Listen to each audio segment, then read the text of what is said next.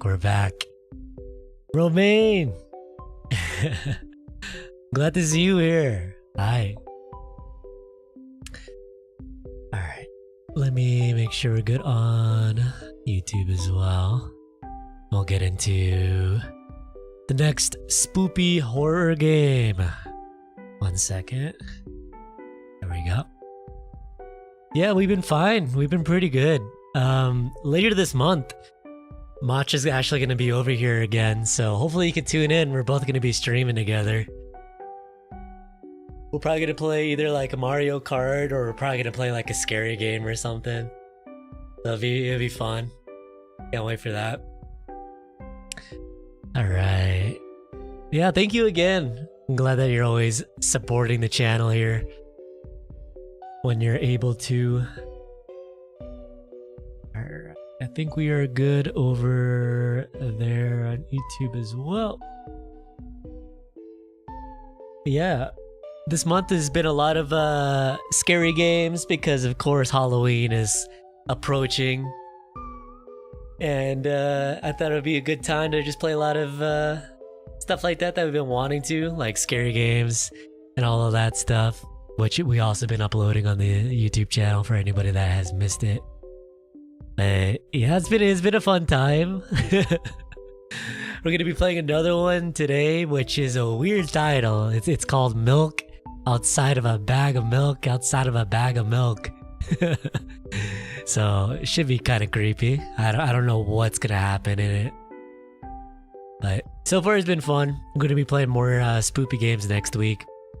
Speaking of France, on Sunday we're gonna be watching another Street Fighter 6 tournament, and it's gonna be happening in France.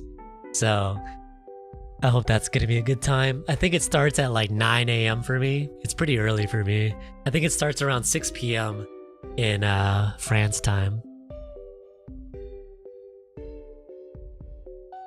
It's the event that's happening in Nice, France, or I don't even know how to like pronounce it. It's Nice. I'm sure it's probably not just nice. It's got probably like a fancy pronunciation. We'll play it, but we'll not be able to finish a horror game. Oh, you won't be able to. No. We're playing together. We're probably gonna do like a Fears to Fathom together. Maybe you play a little bit, I'll play a little bit.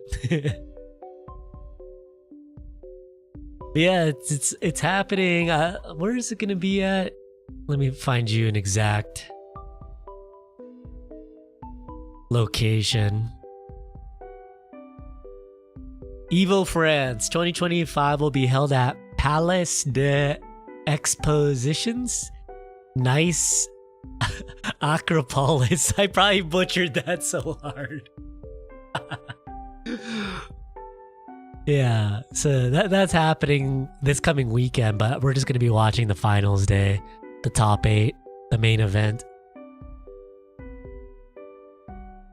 So I'm looking forward to that. You're gonna scream in my face if you get jump scared. It's gonna be funny though. I can't wait. It's gonna be great too. There's gonna be some funny content. Sure, we get some clips or what do you call it? Have the YouTube video up for sure. I might switch to like the PNG model because I don't know how it's gonna work with like 2 faces with one VTube model. I might have to do this. Let me switch here. So it'll probably be like this. Hello. Ah. It'll probably just do that, so it'll be like easier. Yeah. You want to see Matcha scream? Yeah, she's gonna be a big scaredy cat, I'm sure. Me too. These games have been making me kind of like tense up and get scared myself. Why you gonna beat my ass? No! Hey, be nice, Matcha. But yeah, we'll probably do like 2 streams because she's gonna be over here for about like 2 weeks. So I'll probably do a scary stream and then we'll do like a fun like Mario Kart stream or something. Ooh, yeah, The Last Conjuring. I heard that that was gonna be the very last Conjuring movie.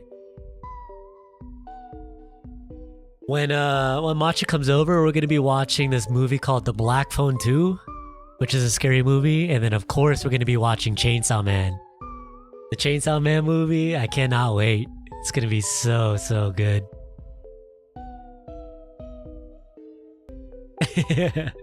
Yeah, horror stuff, horror movies especially aren't for everybody. Hopefully your cousin was happy that you went with that you went with them. But yeah, I'm excited. Black Phone 2 and then Chainsaw Man. Oh yeah, me and Mach watched the Demon Slayer movie in theaters like 2 weeks ago. I enjoyed it. The animation was crazy, of course. I felt like the movie was a little too long. I feel like there's some stuff that they could have cut back with like a lot of the flashbacks, but other than that, it was amazing.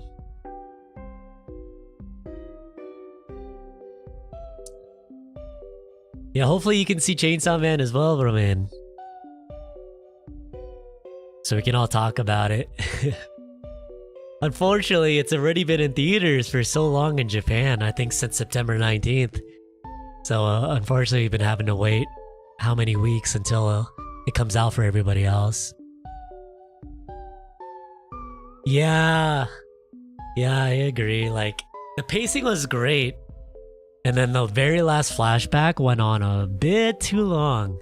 And I know it's super accurate to the manga, that's how it was in the manga, but it's like so much action and then it just stops and then we're just having to watch like 30 minutes of flashbacks and then bam, like the finale.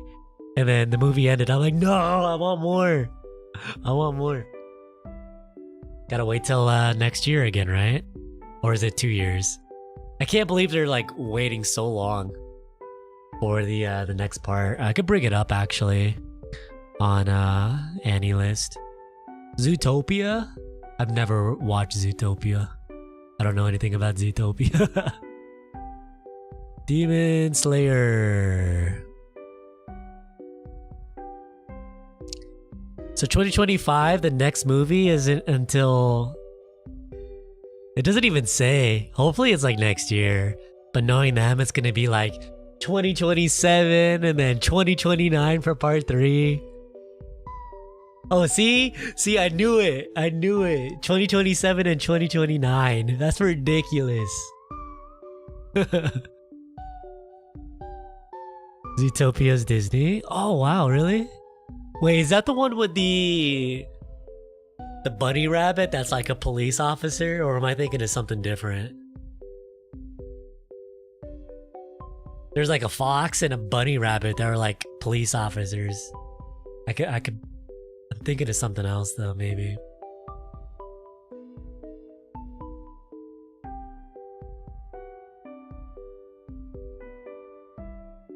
Speaking of this season, I'm not really watching much this season. I'm surprised. It's really just Spy Family and My Hero's final season. Which is crazy because last season we were watching like 11 or 12 shows every week. Now it's like these 2 shows air on the same day and then that's pretty much it for the rest of the week. I remember watching Avatar 1 when it came out in theaters, but I never like revisited it or watched the second film. I think next season has a lot though.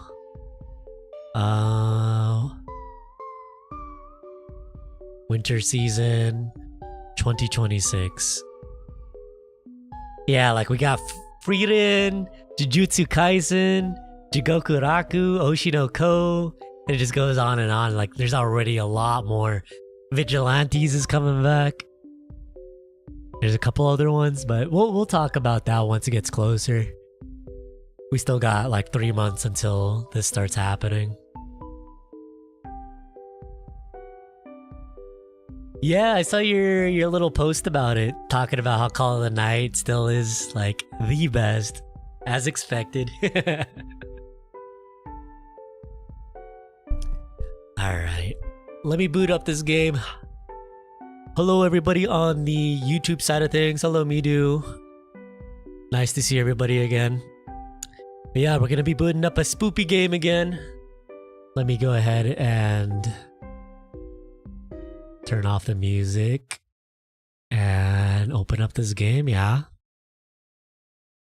Yeah, To Be Hero X, I hope they do a sequel. I hope they give us another, like, continuation of that story because they tease so much at the end.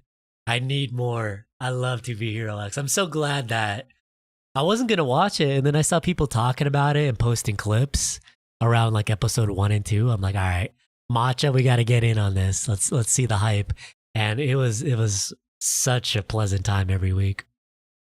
Yeah, the tournament, all the fights, being able to see X and everybody else, and all those new characters that they teased. I'm so excited. I hope we do get more of it for sure. All right, let's see. Play. It should. Hopefully, it's not too loud. It's probably gonna be really loud.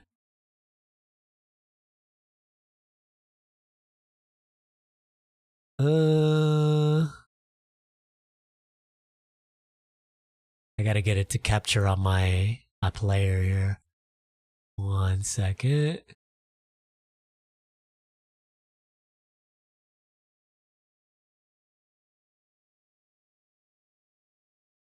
F.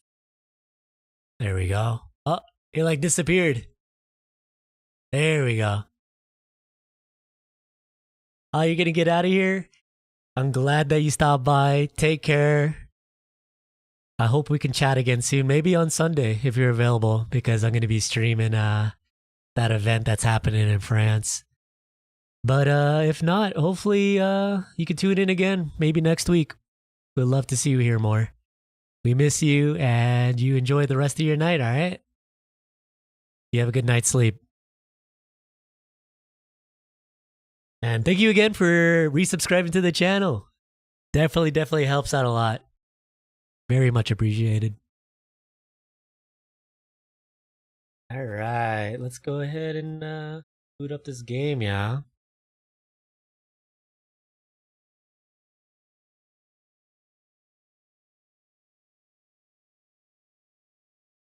Okay, English, yeah. This game contains flashing images and touches on heavy topics. Take care. Escape, save menu, and full screen windowed mode. Oh wow, we're starting with a cinematic.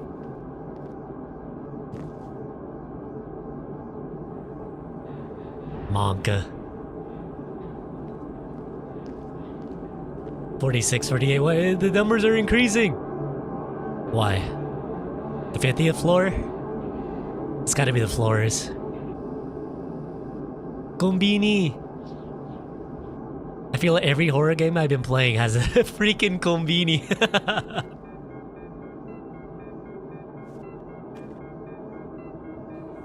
Whoa, what was that?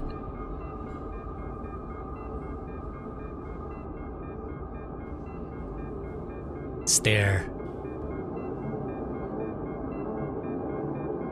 Yeah, I like this aesthetic right now. Hello, can I?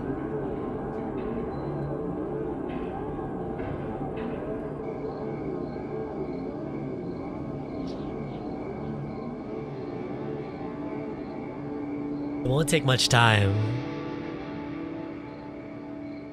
What do you see? Are you sure? Anyways, it's...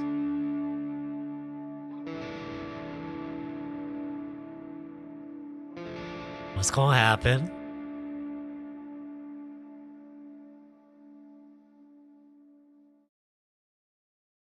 Am I supposed to click? Alright.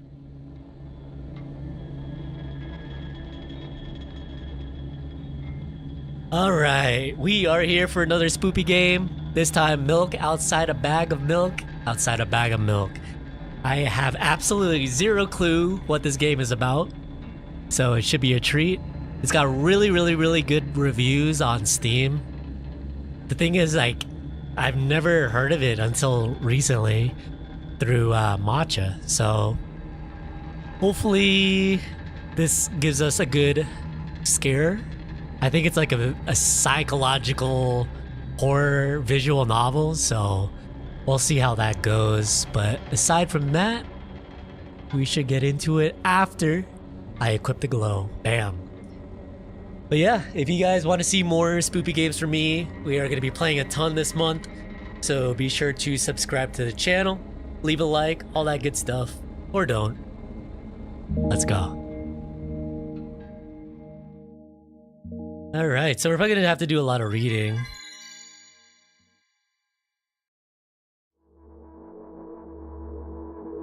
Boy. So far, I like the atmosphere. I really do like the vibe right now. I'm walking to my room, trying not to look around. Playful shadows dance around me here and there. They dash all over the walls, the ceiling. One of those shadows whizzes past me, touching my face ever so slightly. I smile and continue walking, paying it no mind. Sometimes it's so easy to lose self-control and track of time, spinning in a joyful dance. But I'm in a bit of a hurry here. Mom told me to go to bed. Good night, though. Oyasumi. I walk past the kitchen on the way to my room. The door is shut, but I can still feel the chilling air coming from the other side. My first thought is that there is a living corpse blowing into the keyhole, laughing mockingly. Ha ha ha, that's so silly. I'm absolutely sure we have no corpses in our kitchen. I know for sure that we've never had any corpses in our kitchen. I'm absolutely sure of that. Crazy, okay. The setup is pretty crazy right now.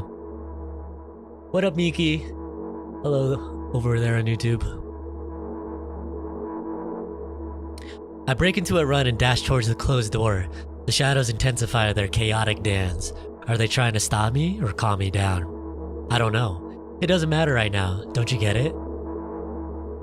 I wave my hands around as I run, trying to chase away my annoying pursuers.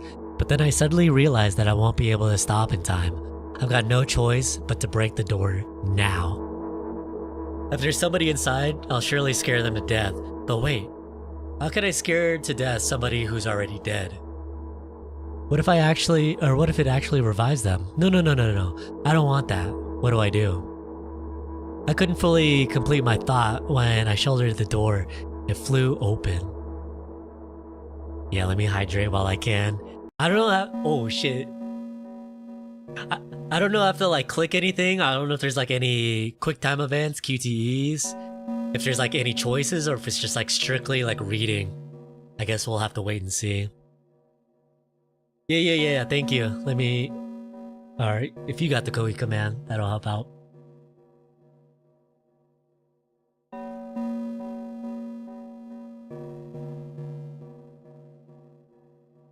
Hey, we're almost approaching 69. You're on the same page as me. Let's go. What up, twin? What up, bum bum? As I expected, there was no living corpse inside, but there was a bag of milk I bought today, sitting right in the middle of the table, watching me with its unblinking eyes. I stare back. Nothing happens. Although, what exactly did I expect? Gratitude? Have I done something that warranted it? A bag of milk probably doesn't care whether it's on the shelf, in a store, or on the table in my mom's kitchen. On the other hand, nobody would drink milk inside the store, which means I took it from the safest place in the world into the scary unknown. I'm so sorry, you poor thing. Yeah, show me that milk. Show me that bag of milk. I turn away in shame and leave the room in a hurry. I only bring others trouble. I walk toward my room through the narrow corridor. Ugh. Ew. Ew, it's like flickering too. I meet a familiar formless creature at the door. It locks me in its clutches and starts sniffing every inch of my body like a hungry dog. Sniffer. I'm not struggling. I know it's useless. I just stay silent and endure its tight grip that stops me from moving. Is it gonna get closer? After sniffing me from head to toe, the creature holds out its ugly paws, bearing a single claw, thin and sharp like a blade. Oh, okay, we got little sound effects. Again. I stare questioningly into the monster's bottomless eye sockets. We got a sniffer here. Alert, we got a sniffer. Don't move. The creature squeezes my hands until my veins start bulging, and I just keep staring into the black cavities where its eyes should be, ignoring all pain. I promised so many times. Stay put. This is where I wish I had like that voice changer. The moment it says that, its claws pierce my arm. I don't feel anything other than barely discernible crawling under my skin in the ring of tightly sprung sinews. But then the claw injects its venom into me. It hurts. Ooh, we're getting injected. We're about to have some big, trip. A white veil appears in front of my eyes. My fingers cramp and starts twitching frantically. I lose control over my body and slowly slide to the floor, just like last time, but... Why do I feel so hot? I feel my blood boiling up. Strong shivers run through my body, paralyzing every single cell, while my veins and arteries heat up, almost bursting from that pressure. I try screaming, but instead of producing words, I vomit thick, milky foam. The creature notices it and throws itself at me in anger, grabbing me by the throat while keeping the poisonous claws inside my arm. Kill me! Kill me! Hysterical screams resound through the corridor. In a fit of madness, the creature starts scratching my neck. Bright splashes fly everywhere, hitting the walls with a loud sound. I try to imprint where every drop fell in my memory, so I can gather them all later. I need to remember. I need... A new wave of pain washes over me. Everything turns pitch black in an instant. Say it. I'll never drink milk again. I say it. I'll never drink milk ever again. Say it again. I'll never drink milk ever again. I'll never drink milk again. All right. No milk.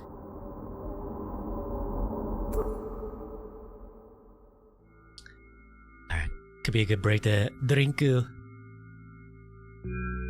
I like how the MC is a girl failure. I finally get to my room. I'm so tired of all the fuss. Thankfully, I still feel comfy and warm in my room. Even the weird sounds coming from the outside don't make me anxious at all. Can you drink oat milk? You have a question. Can I drink oat milk? I think we can. They didn't say specifically oat milk. Maybe just like regular milk. We can't drink. Oat milk for sure. Mom told me to go to bed, so I need to perform all the needed preparations. I wash my face, and now I'm standing in front of the mirror with a toothbrush in my mouth. I look at my reflection. It shows absolutely no desire to sleep. Yeah. I get how you feel. And there was a time where the last minutes before I sleep were my favorite time of the day. I love anticipating the inevitable moment where the reality and the dream world would clash. I woke up for that moment's sake. Lived through the day for it. My biggest dream was to sleep all day long. It would have been so cool, but the dreams always slowly but surely slipped away. Damn. I probably should have eaten before starting this game. I'm like getting lightheaded, like trying to read as fast as possible. If I can't have oat milk, then I can't have Starbucks. Man, I'll fight the creature for you so you can have oat milk at the Starbucks. It sucks too because my aunt made some food. They picked it up. So it's just like sitting there waiting for me. After finishing with my face, I usually reach out for my pills. It's funny, but I have no idea how they work separately since I always swallow them as a bunch without thinking. Now I want to have a better look at it, to twirl it between my fingers to chew on it. I'd do anything to stall for just a little bit more time. A smooth, protruded red capsule is looking at me. It's covered in a murky, semi-transparent film, but I can still discern its contents. So, what do we have inside you? Yeah, I could, but I would have to like edit that part out. Obviously. I gently press on the capsule from both sides, and to my surprise, it turns out to be soft and squishy. I press harder and the capsule pops. Sticky, bright, red liquid pours out. Filthy, filthy. You know what? I should probably move my model over here. Because if the text boxes are always going to be on the right side, then I don't want to be like covering it, you know? The pills fly straight to the waistband and I start rigorously washing my hands. No, there's no way I'm drinking that. Next was a flat pill of the same blood red color. There were some letters printed on it. Oh, I get it. This is the medicine that makes me really sleepy. But it's not the type of sleep I want. That's not it at all. It's fake. No, no, no, no. I don't even want to look at it. The pill flies into the waistband as well. The next half an hour goes by in a similar fashion. I study every pill from all sides and then I find a reason not to swallow it. I invent my own medicine instead and enjoy swallowing them one after another, letting myself drown in their healing effects. Hey, my neck doesn't hurt anymore. Hey, my hand doesn't hurt anymore. Hey, my head doesn't hurt anymore. My heart doesn't hurt anymore. Hey, my stomach doesn't hurt anymore. My eyes don't hurt anymore. How come I didn't think of this earlier? This is so simple. I need to brag about it to someone right away. But not to my mom. She'll just scold me. And she's sure I'm already sleeping anyway. I don't want to disturb her without reason. I'll think of something myself. Besides, I just really want some small talk. I wonder, who's gonna be my conversation partner? My schlan don't hurt anymore. My tip don't hurt anymore. Hey. Oh wait, I can click it.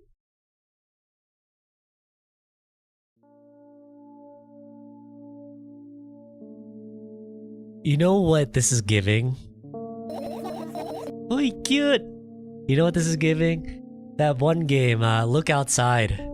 It's giving that type of like atmosphere. Hey, long time no see. Ooh, we got options. It hasn't even been an hour, dummy. You know we're only supposed to meet once per day, right? Should we do one or two? Yeah, I like this more so far. Alright, you do the honors, matcha. What are we picking? While I drink coffee.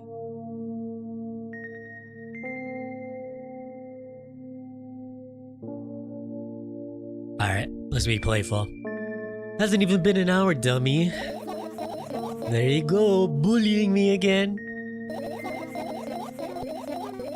Aren't you even a little bit happy? Not even the slightest bit? No? Or I'm pretty exhausted after today. Well, I guess you are too.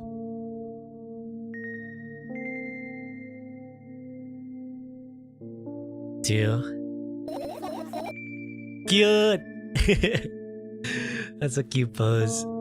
Matcha, screw it. Just dress up as her for Halloween. Easy. You need to go to bed. No, you've been in control for way too long already. It's my turn now, alright? I'll just stay silent until the medicine's effect wears off. How about that? Oi! I love that emote. I love that emote. Hey, you can't do that. You need to do your best to make me feel better. That's exactly what I'm doing. What a bully. Actually, why am I even worried about this? In reality, I don't need you at all. I'm so energetic and I feel great, which means I can do anything. And you? You can only watch and agonize over your uselessness. Hey, you're the one bullying us now. Hehehe, I can imagine how angry you are right now. Yeah, I'm all beside myself. What made you happy all of a sudden? Yeah, stop being mean. You're the bully here. You girl failure bully. Stop being mean. I'm feeling too.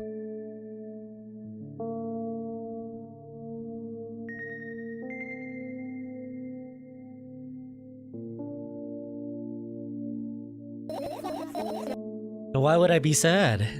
Cute. Remember yourself a couple hours ago? I don't know what you mean. Stop lying, stop lying, stop lying. Alright. RNG. Alright, the middle. Nuh-uh, I still don't understand. Whatever. Unlike you, I won't forget that pathetic, snotty girl for a long time. She just whines and whines all the time. Don't even try ruining my mood. I want to have fun while we're together, alright? So you're the one calling the shots now? Yeah. Well, let's see how long you can last. We'll see. Yeah. Am I really that pathetic? Say something! I can feel tears streaming down my cheeks, hanging from my chin and then falling on my clothes, burning holes in them. That was fast, but not expected. Hey, at least I tried. Go wash your face, then we'll decide what to do with you.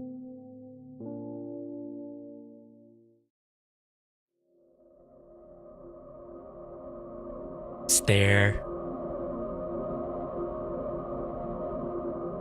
I'm in front of a mirror again. I keep staring at my reflection, trying not to get distracted by the sneery looks the walls are giving me, trying not to drown in their giggling. But then me in the mirror also shows me a creepy smile, bares her teeth at me. I shut my eyes, and it doesn't help. It wouldn't have helped even I sunk through the floor. I start counting in my mind. 2 squared by 2 squared, a squared squared, a square pyramid squared, a pyramidal structure cubed, a pyramidal structure hypercube. I feel better, but my head is splitting apart now. How do you feel, or sorry for being rude?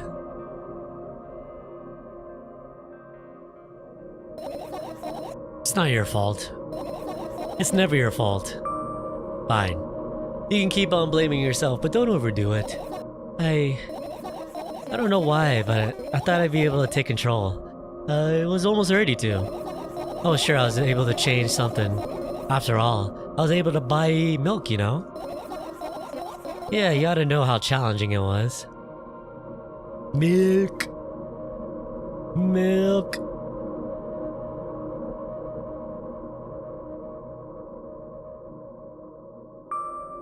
Is that why you threw away the medicine? What a stupid decision, right? Whatever it was your decision. Does it even matter? Ooh. Yes, no, and what do you think?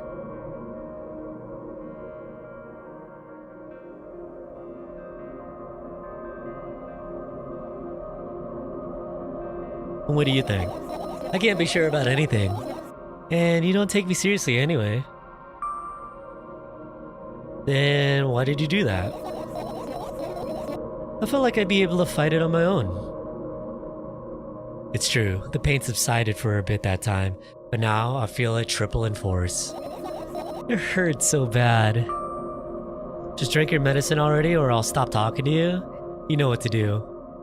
I don't want to be rude, so I'll just kind of give her some control. Dejected, I reached out for the shelf with my medicine. I swallowed the pills one after another, chasing away the unpleasant visions that keep floating up in my memory. And yet, my mind still draws a terrifying picture.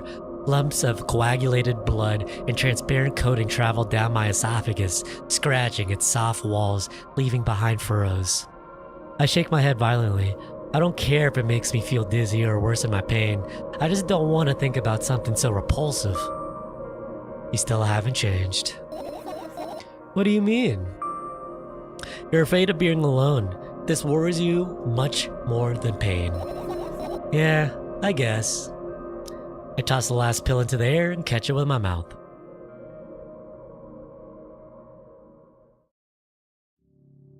Uh-oh. Ugh, you can see like the face behind the bed.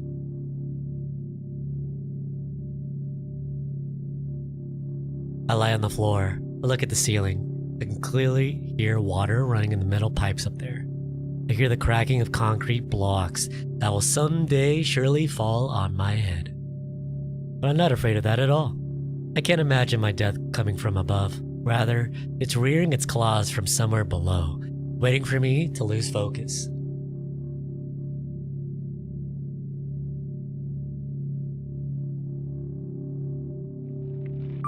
Ew. Do you want to talk about it? No, I had enough of talking. Or just waiting.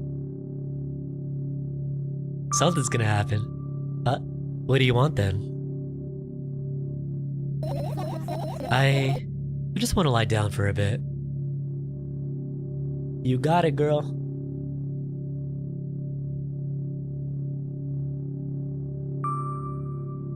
Even if the ceiling is bound to collapse, it won't be today.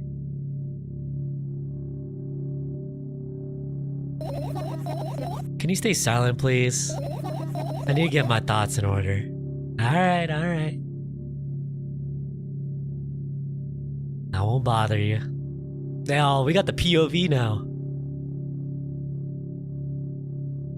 I carefully extract thoughts that are yet to be fully formed from my head, and then lay them out on the ceiling in orderly rows. Now, it's my corkboard. In hopes of seeing the whole picture, I switch them from one place to another, pile them on top of each other, scatter them around. In the end, I throw them off with my hand, annoyed, and start over. I can't do it. You can always imagine your thoughts as something small and swarming like cockroaches. Ew! They even say it too. Ew, I hate cockroaches. Can I make them fireflies? I don't mind either way.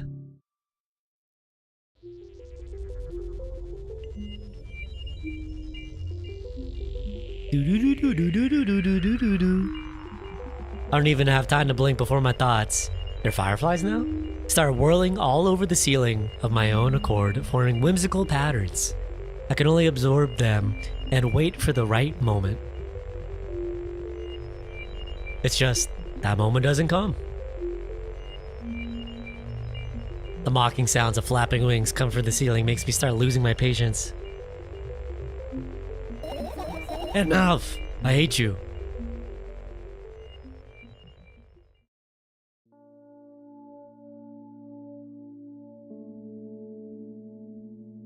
I spring to my feet and scream at the top of my lungs.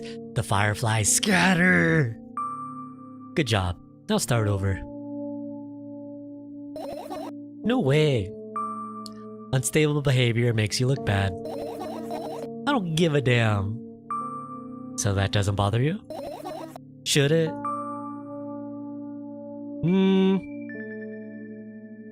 You know what? No. A lot of people act like this. Really? There is nothing shameful about snapping at someone if you have a reason for that. You did have a reason, didn't you? You'll surely get better, believe me. And now, start over. You're at it again. What do you mean? Never mind.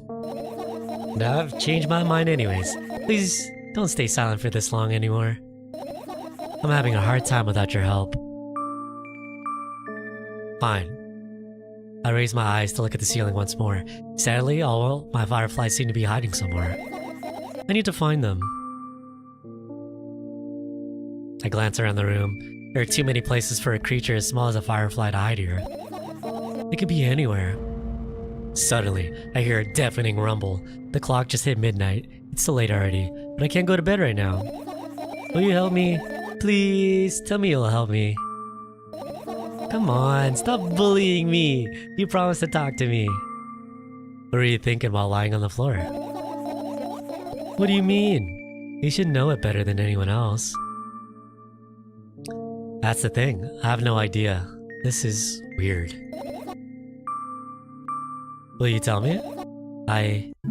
Oh shit. Oh shit. Oh, there's like some words back there. I rolled my sleeves and started rubbing my eyes intensely. They are so itchy. Why are you crying? My eyes are itchy. Did you drink milk?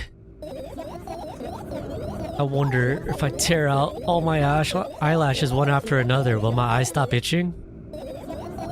I wonder if I tear out all my eyelashes one after another. All my eyelashes one after another. If I tear out all my eyelashes one after another. What have you done? I need to gather the glass, and then I need to have a bath, and then here, drink some milk. Ooh! I stand in the middle of the room, my mouth agape, gasping for air. I think I just experienced death. I don't know any other way to explain what happened. Well, that was surely something. Will you tell me or not?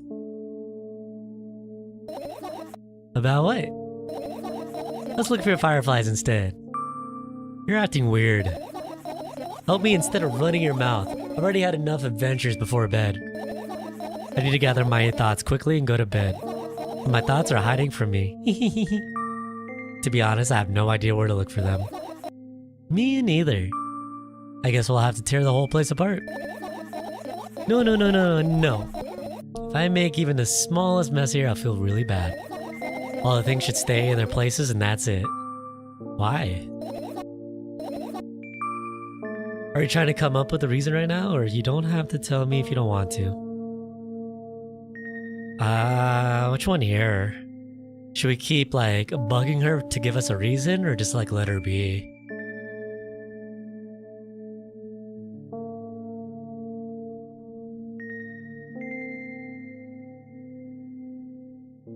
I'll drink some coffee.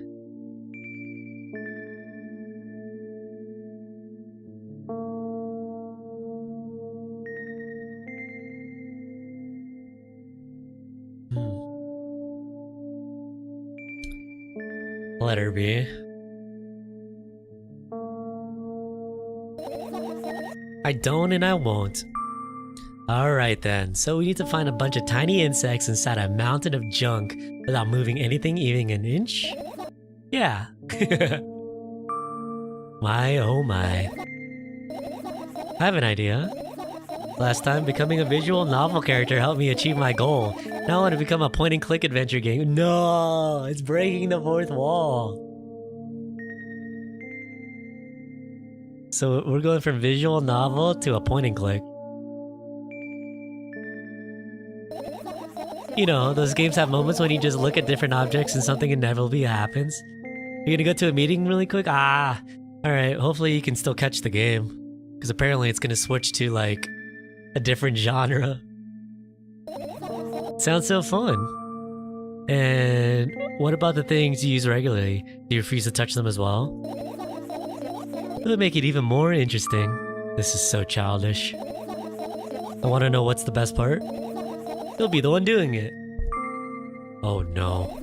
Oh yes. I start panicking as soon as I get a multiple choice situation.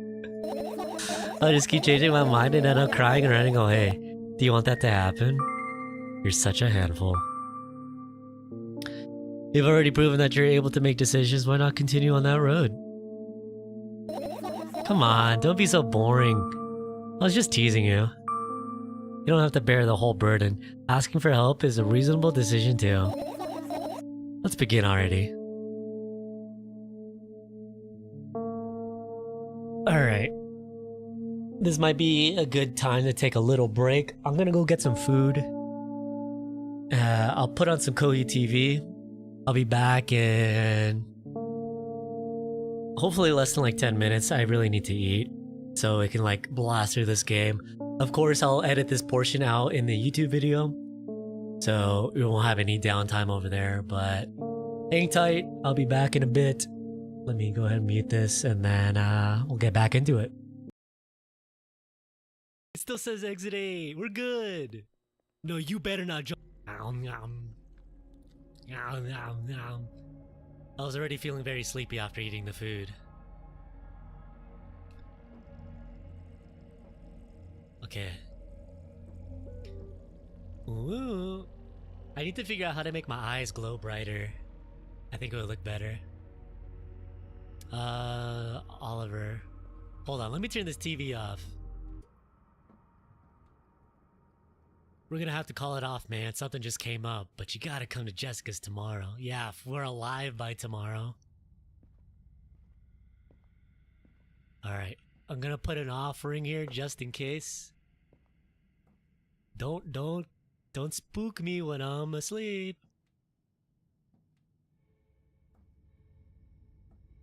God. Oh my god. Like all the lights are on except for this. Don't ask me why, but I went straight to my parents' room. Can I turn the light on? Oh, I hear dogs barking. I don't like this. Oh shit. Who the... No. Who are you? Hey. Hello. Don't just... No.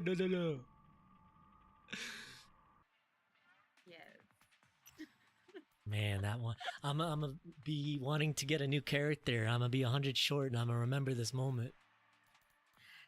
Check your chat! I do check chat. It's a birthday cake. At first, I thought you wanted me to do this. Put that initial cat and then add a birthday cake. No! There's no birthday cake! Alright. There's zoom, no zoom. Oi! Why'd that already get me? I'm over here trying to click random things. Okay.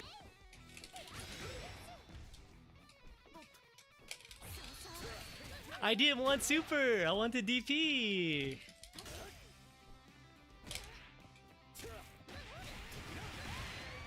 Man.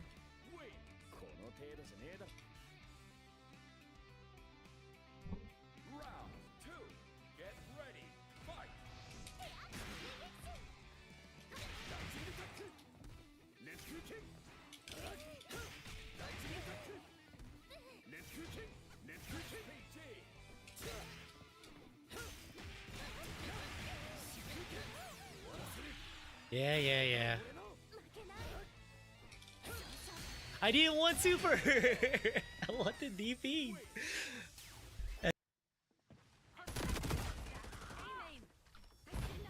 Forgot about the flash. I almost just stared at it.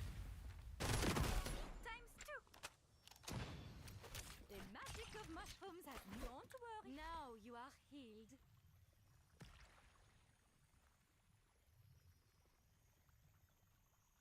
Anyone else see a bad guy over at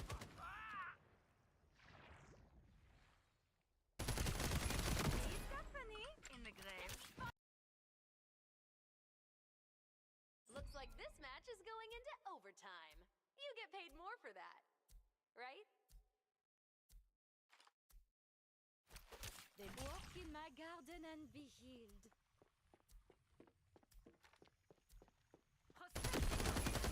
Hey, just heal. Just heal for it. Clicked it faster, but it's all good. Invite them over, shall we? Spider in a duel. I haven't seen a spider in a duel yet. Enemy. Whoa!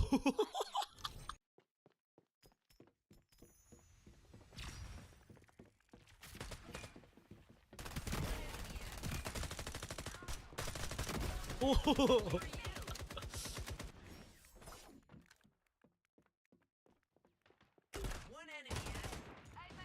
Oh, I flashed myself. I flashed myself. Hey, we still got the kill. Froze my flagship. No, no, no, no, no, no, no, no, no, no, no, no, no, no, no, no, no. Oh no. I lose. Oh, I win. I win. Let's go. Oh, I win. What the heck? Yeah, I feel it's bait.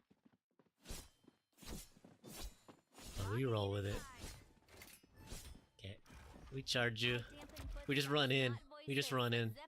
Let's go. You try to shoot me, I block bullets. You try to outplay me, I block bullets. You shoot me. Okay, it's not bait. Oh shit! Oh yo yo yo yo yo yo yo yo yo yo! It's not bait. It's not bait. I'm going. I'm going. I'm going. I'm going. I'm going. I was too late. No, no, we won. I thought we lost.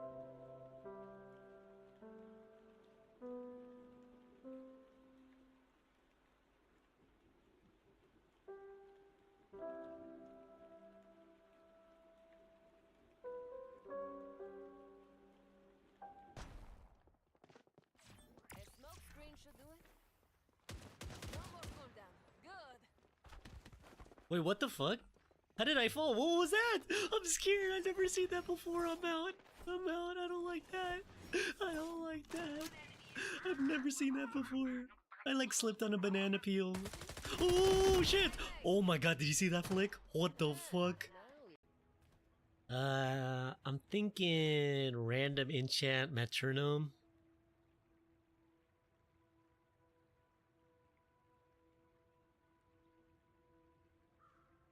Because I don't want to put burn on more items or else it's gonna get spread more.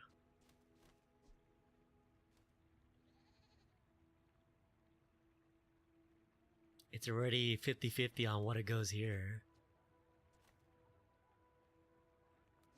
You float here in the present, motionless.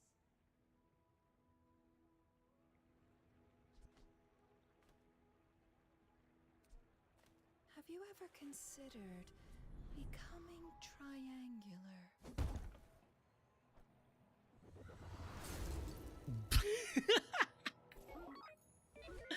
Fuck this game.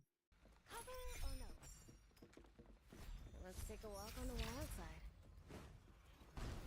Unseeable. I see an enemy at Oh shit! Oh shit!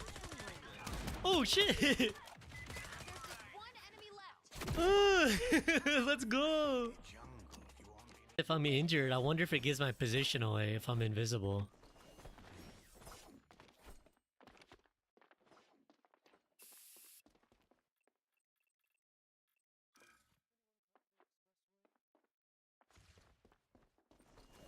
Cause that would suck if I was invisible and there's a whole ass Reaper that they can see going for the flank.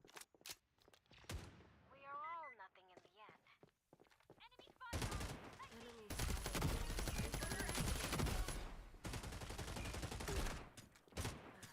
One enemy left.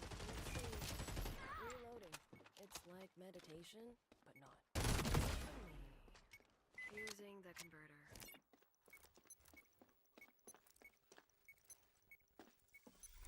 Converter diffused. Game one. Let's make this spot more. Pretend I'm not here. Enemy spotted at B main. Thanks for boom. Seek.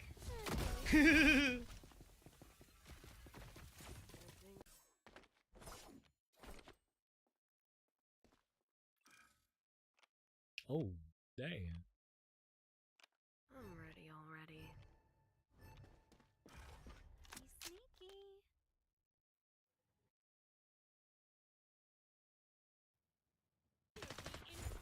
Here, we're gonna smoke. Watch this, Tech. Watch this. An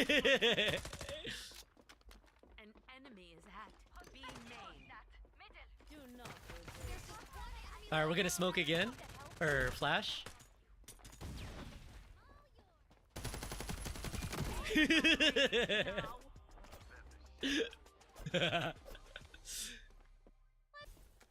So he just got like extra armor. Oh, look, the cards aren't in the way. Look at these things. Hey survivors, new supplies from Acme. Oh shit, looking. Ooh. Man, if these card things weren't in the way, I could see the tummy. Get better lighting here. Oh shit! I shouldn't have taken the long way. Well, maybe I should have. Huh.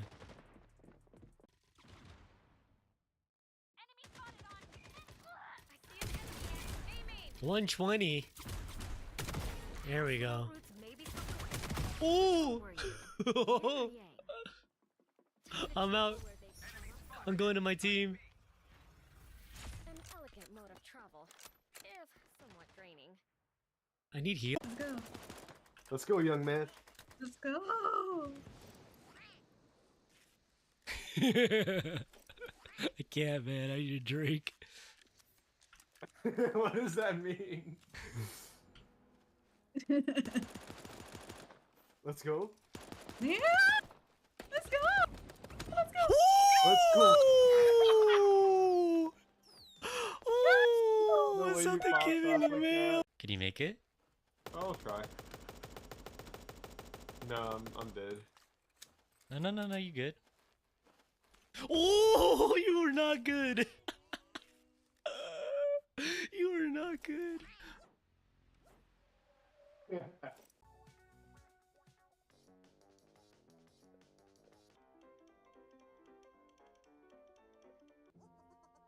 What? Ooh. No way, can we get a clip? It just oh, there's somebody on me.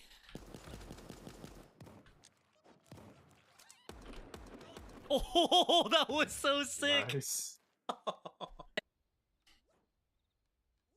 Yes.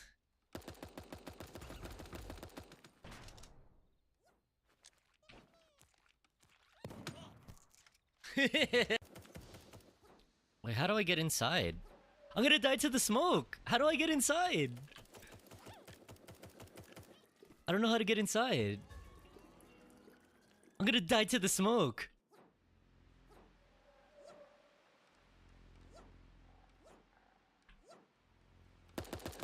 Let's go! Let's go! Oh, let's go! Ooh.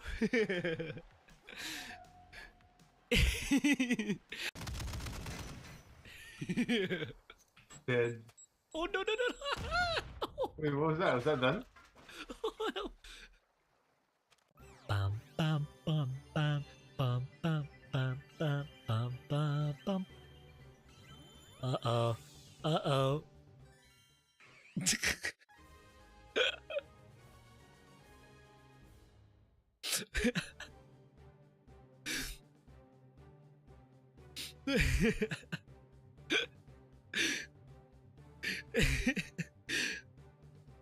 Oh my god, what is this? Your Piplup evolved into Primplup. Jeez, thanks. Thanks, Pokemon. Thanks for getting rid of my adorable Piplup. Like, in terms of, like, meats, like, my go-tos are probably just, like, eggs. Fish. Chicken. Wait. Is egg a meat? Wait. Wait. Are eggs considered meat? Wait.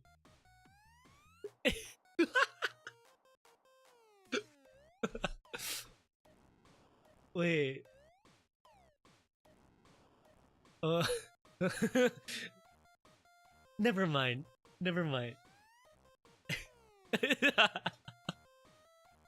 I'm sorry.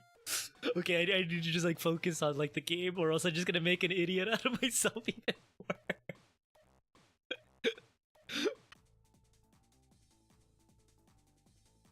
Wipe sumo? What is wipe sumo?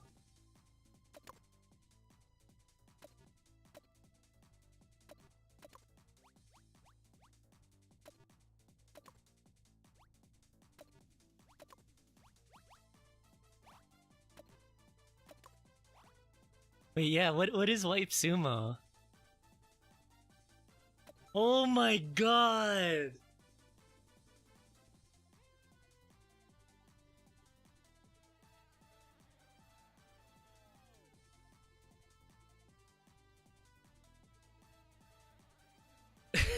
Damn it! You did it to me again! I was going through each one. I was genuinely curious. What is freaking white sumo? And you hit me with a wipe some sumo these nuts across your. I can't even.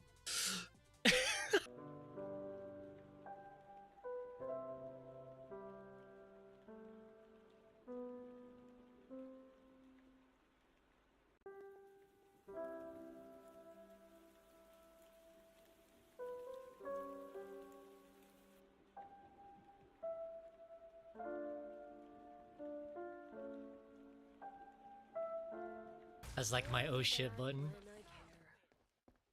Let's make this spot more weird. You didn't think I had it in me, did you? Seek, and you may find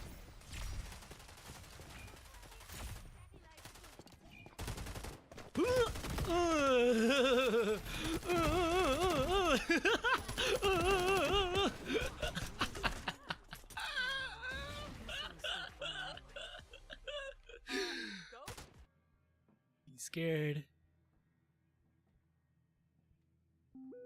Oh. Yeah.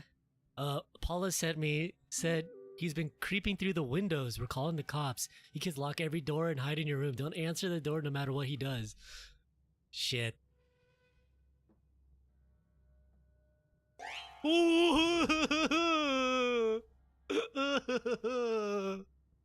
As I try peeking through, I hope. Oh, what the heck? Oi, oi, oi. Oh, they cheat. Oh, that person's cheating. That was He's very like, bad. he's like multi-boxing or something.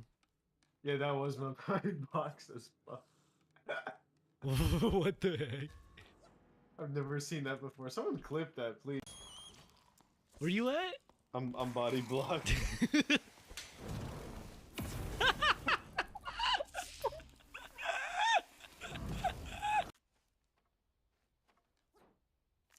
And we have to take the bridge, don't we? Oh, I sniped his ass. He What did. the- What? Yeah, come here.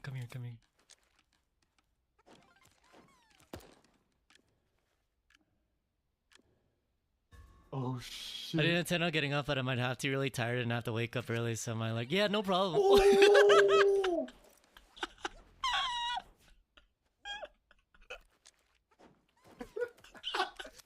Can we get that clip, please? Can you clip that?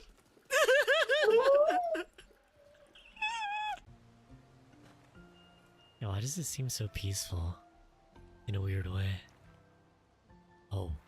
What?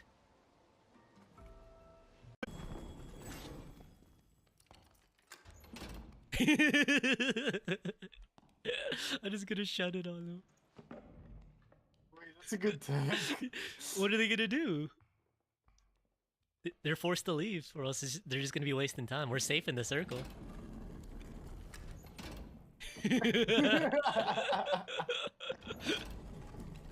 What? Oh! How did he get in here?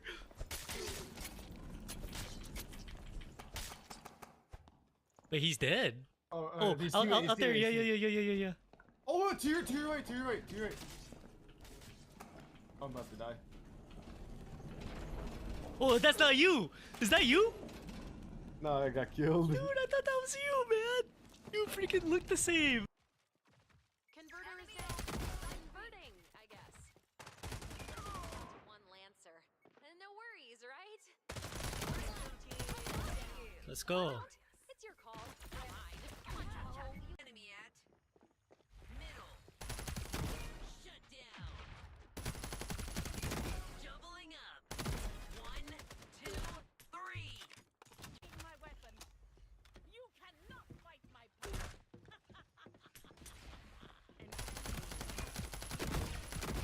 Holy shit.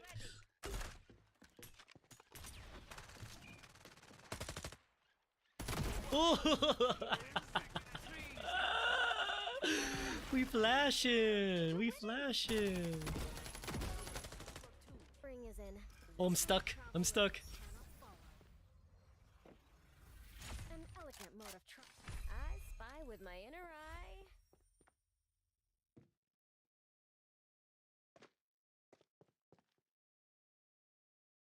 I see an enemy at aiming. Hey, clutch. They did get close. All right, we jump in 3, 2, 1. Lavash, I see nothing. I timed that wrong. I timed that wrong. But I don't know if you could see. Ready to launch in 1 day. 2 days. 2 days and 16 hours. 4 days. 4 days and 20 hours. 5 days, 20 hours. No. 8 days. 1 week stream. 10 days. 72 hours. 12 days. 2 week stream. Yeah. 22 days. 24 days. I don't know what's happening.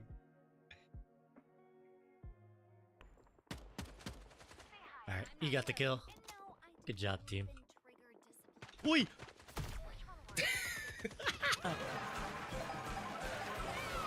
No!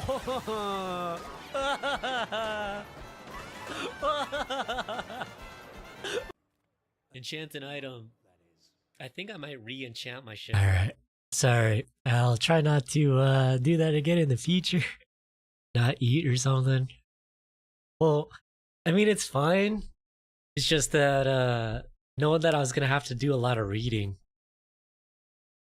So it got me all, like, messed up. I don't know. Anyways, we are back. Let's mute this and continue with some more.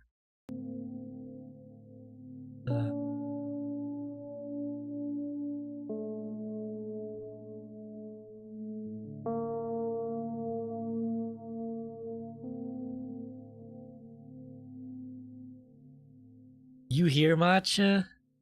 Man. The dude's about to play Spoopy.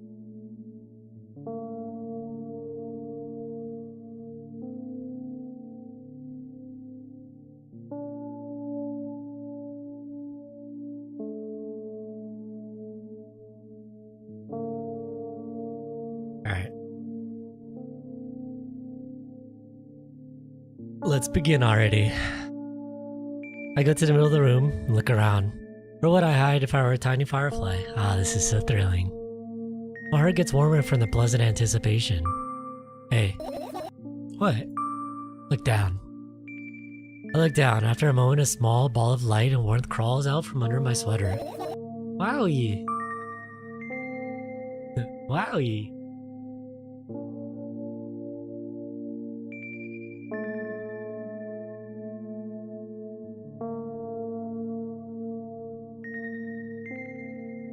I carefully grab the firefly. It's pleasantly scorching to the touch. I put it on my shoulder. I'm sorry, little guy. Time to come home now. As if it was an order, the firefly slowly drifts up, circles around my head for a bit, and then flies into my ear with the speed of a bullet. It tickles. One down. Let's look for the others. Yeah.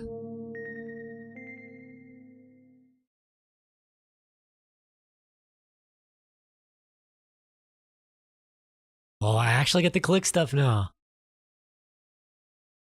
Holy fuck, that startled me. Bro. I looked at my laptop. I haven't touched it for years, so it's covered with a layer of dust as thick as my finger. Bizarre item. I fear it. Why? It's a long and boring story. Wonderful. Tell me about it. I insist. I don't remember how it appeared in my room. One of my parents probably brought it here because they couldn't find a better place for it. They didn't prohibit me from using it. On the other hand, they encouraged me to do so. Sure, I spent my whole days in front of the screen. Games, drawing, engineering, calculator, 3D modeling. Not much fun stuff to do. You had amusing hobbies. Yeah, I did before entering the web. Imagine this, you're a hamster that lives underground. You have everything for comfortable living. Did you imagine? As always, your analogies are spot on. Okay, I imagine. Alright, so you're a hamster that lives underground. You have everything for comfortable living, okay? Okay. Wonderful. Here's the situation. You're a hamster that lives. Okay, I got it. You want to talk about something else? Yeah.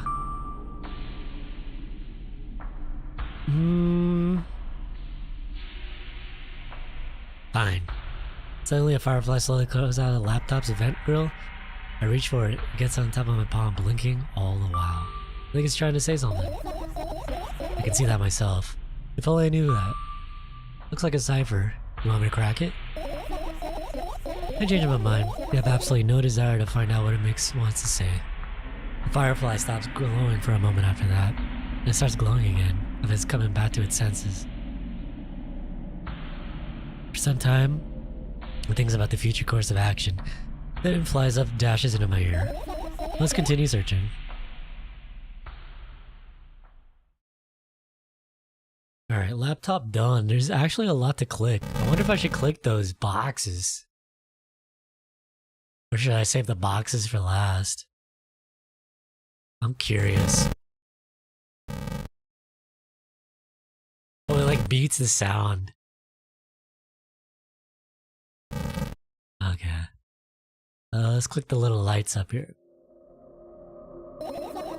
Are you serious? What's wrong? Just think about it. Why would fireflies be attracted to light? I think they're quite self-sufficient already in that regard.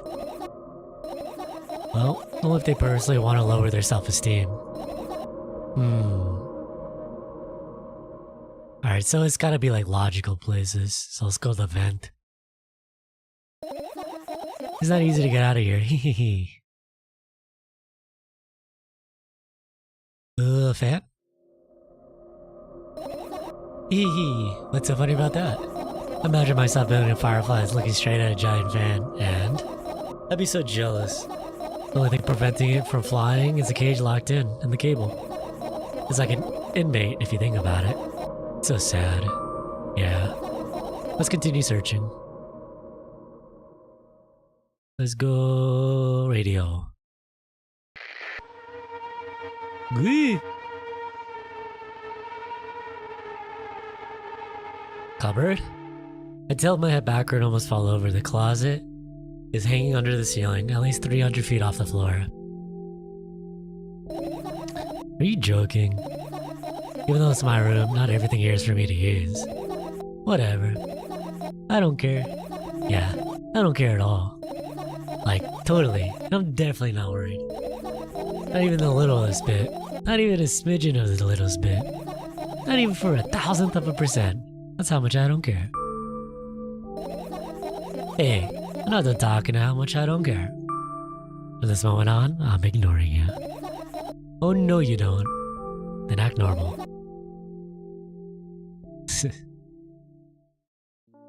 Turn my eyes towards the inconspicuous shelf near the mirror. There's a glass with a toothbrush sitting on it and a small towel hanging nearby. What a wonderful sight.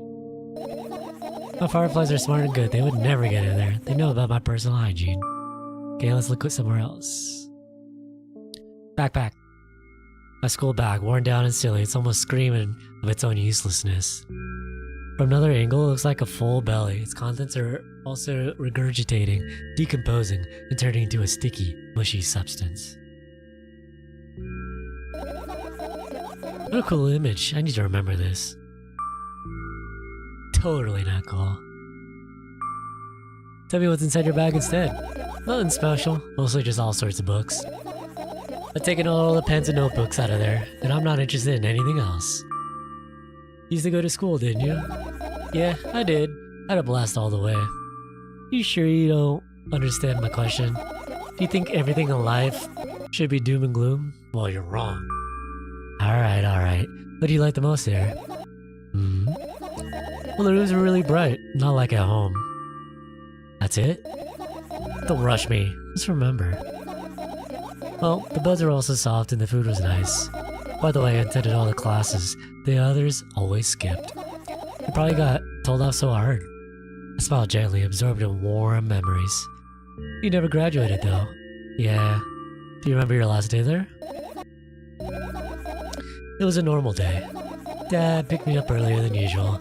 Tell me that I'm already too old for school curriculum. I also realized that some time ago, the tasks were way too easy. Then we got into the car and went home. Mom greeted us there. We had dinner and went to our rooms. Then what happened then? I don't remember. Does it even matter? Okay, good. I look at my bag again, light pouring into the room. See the window glints in metal parts, and there's also a shadow underneath it, which means it's really too real, sadly. Whatever, I don't care anyway. I almost ended up kicking the bag in a fit of anger, but I managed to stop myself in the nick of time. If I move even an inch, the whole picture will collapse and I'll go blind. This already happened countless times. What do you mean you'll go blind? I spent months memorizing the location of every item in my room. That's why I can see them so clearly and vividly. You won't get it. Look at your feet. I look down and see a small insect crawling toward me from my bag. It's barely glowing and can't even fly. I guess that firefly is really tired. I bend down to pick it up. The firefly starts glowing brightly as soon as I touch it, and then flies up. There you go, boy. Good job. After doing a victory lap around the room, it flies towards me with a high speed. I shut my eyes, anticipating the firefly to enter my ear. It's exactly what happens. After it gets inside, it buzzes for a little while, and then goes silent. So it's kind of sad. I wonder why. Doesn't matter. What matters is that it's no longer alone. Sure. Let's continue searching. How many more you have? How many more you have? Let's go... Not papers. Let's go... This thingy. Is that like another radio? Alarm. Time continues to stop. Your unstoppable flow. It's so late. Are you tired? You bet I am. I let a theatric yawn and hold my arms to the sides. 1, 2, then I raise them above my head. 3, 4. Maybe a little workout will help me freshen up. Good idea. Do you remember the exercises you have been taught? I think so. I take a hesitant stance. What is it? Heels together? Toes apart? Whatever. I'll go with that. Fine. You have a clock right in front of you though.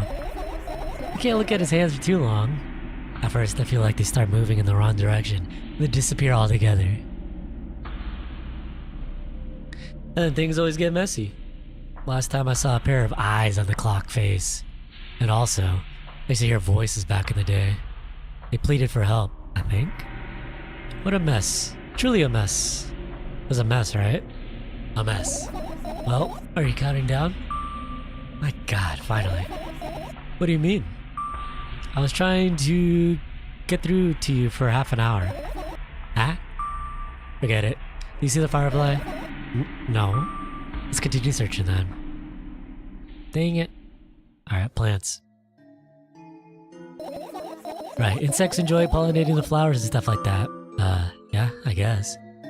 I get close to the flower shelf. I sniff around. The leaves smell of dust and cardboard and death. You know, those plants are long dead, right? I'm not sure a dead plant will be able to attract any insects. Well, we kind of don't have a choice here, you know. Still. You're right. Let's continue searching. Why don't you just throw them out? Weren't you listening to me at all?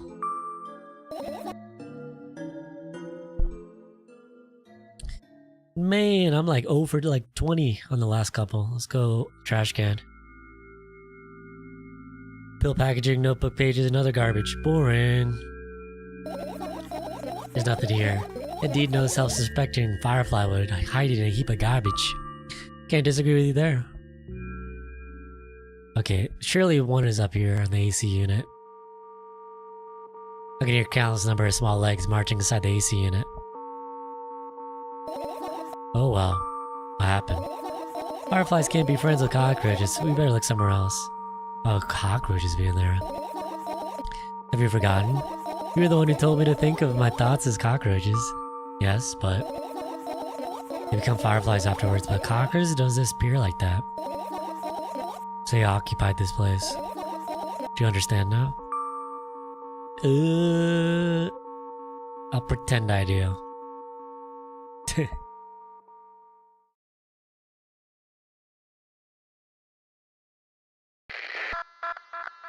It's like the third radio. Alright, let's go to bed. This is my sleeping bag. It's soft and warm. I'm sure that no living creature would be able to resist the temptation to spend a minute or two inside. I want to dig deep into it with a couple of favorite items. Close their eyes and then... Hey, did you fall asleep?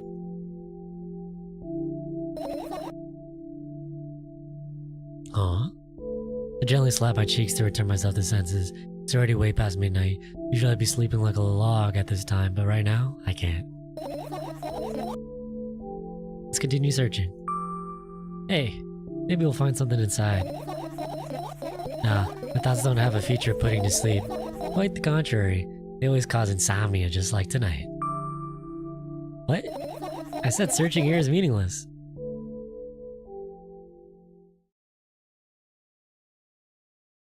Desk? All the compartments are locked. What if? I don't even want to think about what's inside. Who knows what I'll end up imagining.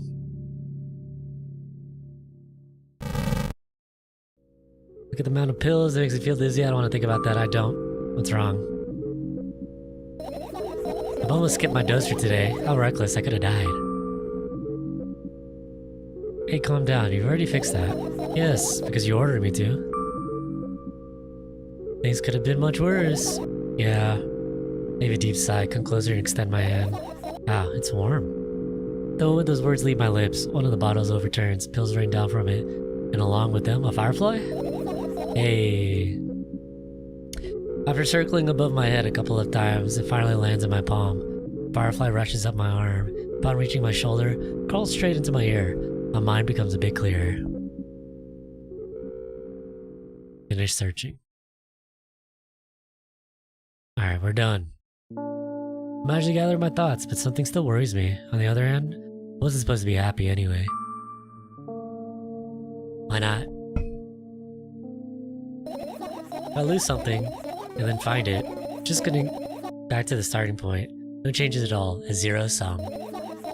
And happiness is always about being positive, right? You shouldn't think too much, it hurts you. I want to sleep. How about you get some fresh air before sleeping? What do you mean? Well, go to the balcony, breathe in some air. Somehow those words triggered a panic attack in me. I subconsciously step away from the balcony. I don't think it's a good idea. Why? This may sound silly, but I feel like someone is watching me. Alright, let's stay here. Yeah. What are you gonna do? What's with this silly question? I'm gonna sleep, of course. Hoping that tomorrow will only come after a year or a decade. Imagining myself to be outside of my mortal shell, but at this time still being me? Ridiculous. Like milk outside a bag of milk. And yet, you don't have to talk out loud for me to understand that you're worried about me. I know that already. I also know that our time is running short. You want to take another pill? Of course not. In fact, I won't have it tomorrow either. And the day after tomorrow. And never ever. That's a goodbye then? No. I have one more small favor to ask. A really, really small one. What is it? I blurted out way too much today. A lot of stuff I want to forget forever. I don't blame you, but was it really necessary? You'll see tomorrow. No, I won't be able to sleep like this. Fine, what's the favor? I nervously scratch my wrist, bite on my lower lip. Wait a minute, you're afraid to tell me. Yes. I'm also scared that something might bad happen if I tell you. I'm also scared that when something bad happens, something way worse will happen. Stop. I get it already. Still, I won't leave you alone until you tell me. Bully. No, you. Get. Good night, though. I crawl into my sleeping bag. The lower part of the room is very cold. I hurry wrap myself in blankets, even though the electric heater's working hard to keep me warm. I'm sad because the dreams just won't come anymore. You won't believe me if I tell you how I dealt with it at first. Of course I'll believe you. I know, it was a joke. Well, anyways, I washed my face, brushed my teeth, lied down and started imagining that I'm watching a dream. I didn't sleep at all, and of course, and always looked sleepy in the morning.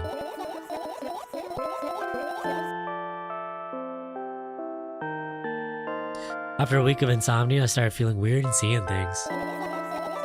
Letters floating in the air, strange silhouettes that appear in the most unexpected of places, bulging eyes with trembling pale pupils. It was scary, you know. And one day, I almost died.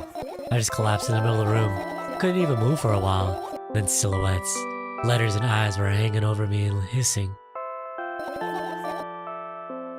It was horrible.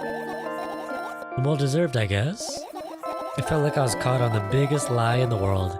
Yes, it felt exactly like that. And after that, I stopped. The silhouettes, letters, and eyes stay there. I guess they like this place. They always follow my wake, peeping at me. I'm kinda scared of them and can't even argue with them. But today, well, still too scared to tell me? Of course! They're still listening, you know. Use your hands. Alright.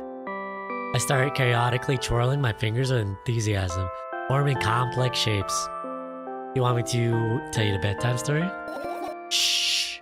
And I was trying so hard here. Don't you get it? They'll hear you.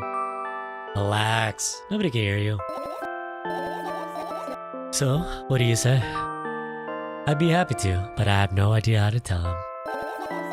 Oh, it's incredibly easy. Just talk about something without stopping. Sounds silly, but it's not. And meaningless. You don't know what you're talking about. I know enough to realize we'll just end up wasting time. Let's focus on something actually important. Boring. Fine. Close your eyes. Alright, are we gonna start chirping? Yep.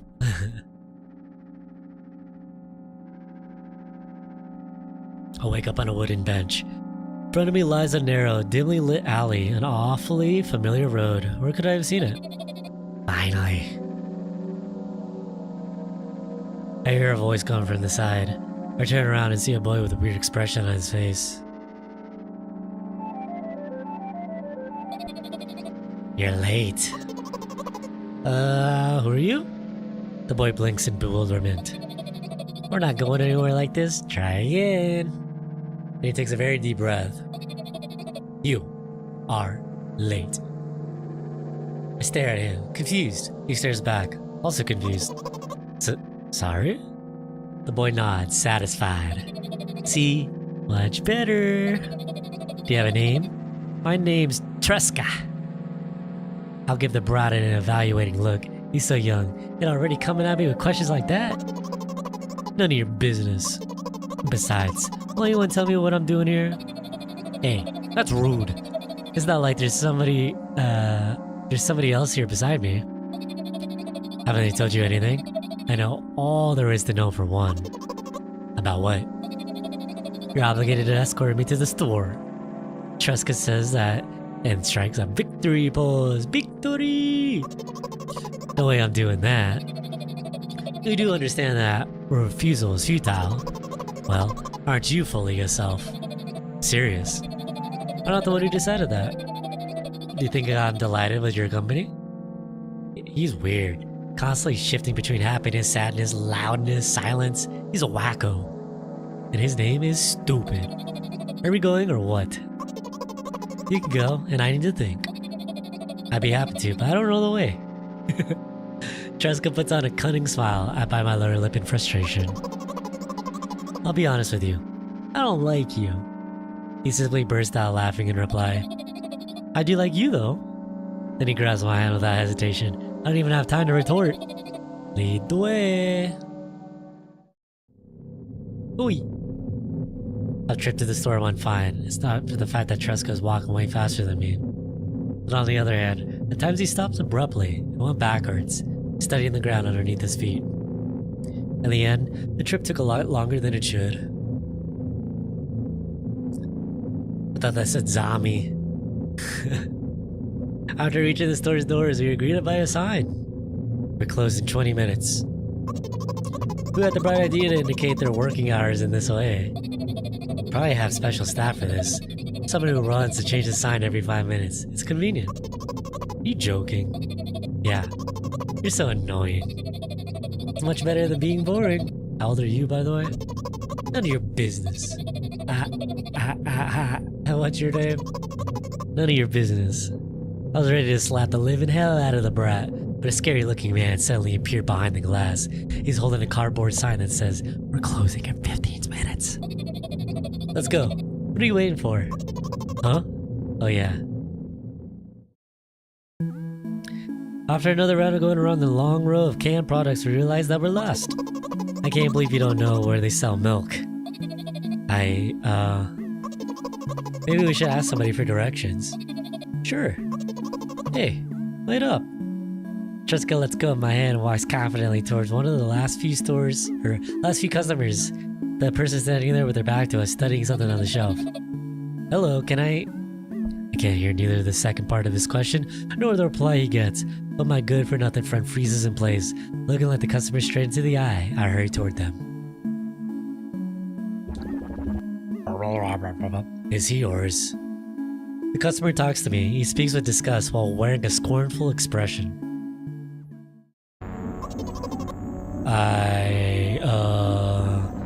If he's yours, please get him away from me. Yes, I'm sorry. I grabbed Tresca's hand. Lead him away. He's still looking at the customer, his mouth ajar and eyes popped. He's also shaking. Only when we turn around the corner, Tresca calms down. What was that? I got so scared, he said. What? No, not again. Suddenly, Tresca starts screaming like crazy. I cover his mouth with my hand. His face is burning, he's crying. Can you act normal? You don't understand. Of course I don't. I don't understand anything. Annoying other people is still wrong, though. This is something you don't understand, it seems. You're mean. Who? Me? Tresca pushes me away and runs off. Drat. At the edge of my vision, I see the store's staff hang a new sign on the door. There you are. I meet Tresca at the cash register. Before that, I managed to visit the milk department after finding out where it was. Hey you, move! I hear an angry voice coming from the other side, a long queue that has formed after Tresca. I squeeze through toward him. What happened? The boy doesn't respond. He just looks at his feet and sniffs. The cashier towers over him. There's a bag of milk laying between them. Is it yours? Yes. Just leave him home next time. People in the queue nod in agreement. Pay for the goods, please. Yes, of course. And the waiting fee. What? You heard me. I did, but that's unheard of. Tresca starts giggling all of a sudden. And for the fact that your son is a retard too. But? You heard me. You know what? In a fit of rage, I throw a banknote to the cashier of much higher value than needed, even counting in all the stupid fees, and grab a bag of milk and turn around on my heels. We're leaving, Tresca! Damn, get the angry face. We spend the whole trip back in silence. At some point, we end up turning right, towards the gas station. There, Jessica finally breaks the silence. Do you like ice cream? No. Okay. I look at the boy's face. A light flickers in his eyes for a brief moment, then goes out. You know. He turns away from the path and walks straight towards the highway with determination. I stare at his back, confused.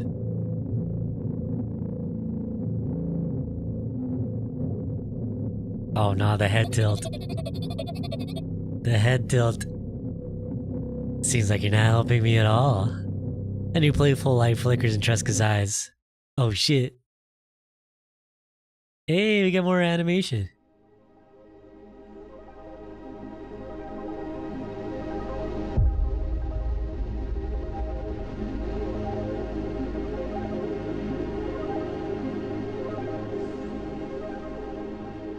Wokj.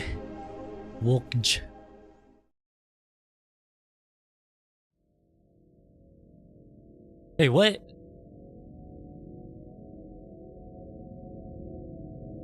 Is it done? Okay. I'm definitely gonna have to watch some videos because I am totally oblivious. I thought there's gonna be some more.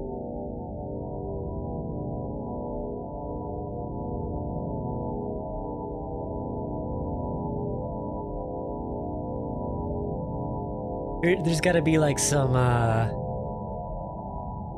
internal meanings between like a lot of the dialogue and characters, and then like they focused big time on like fireflies, cockroaches, the boy, everyone towering over. I am so lost.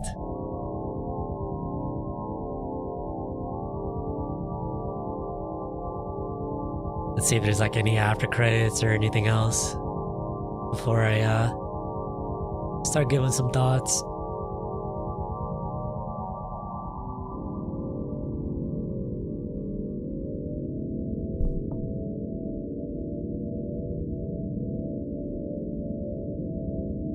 Wonder if I could speed this up. Nope. Probably like the supporters and all of that.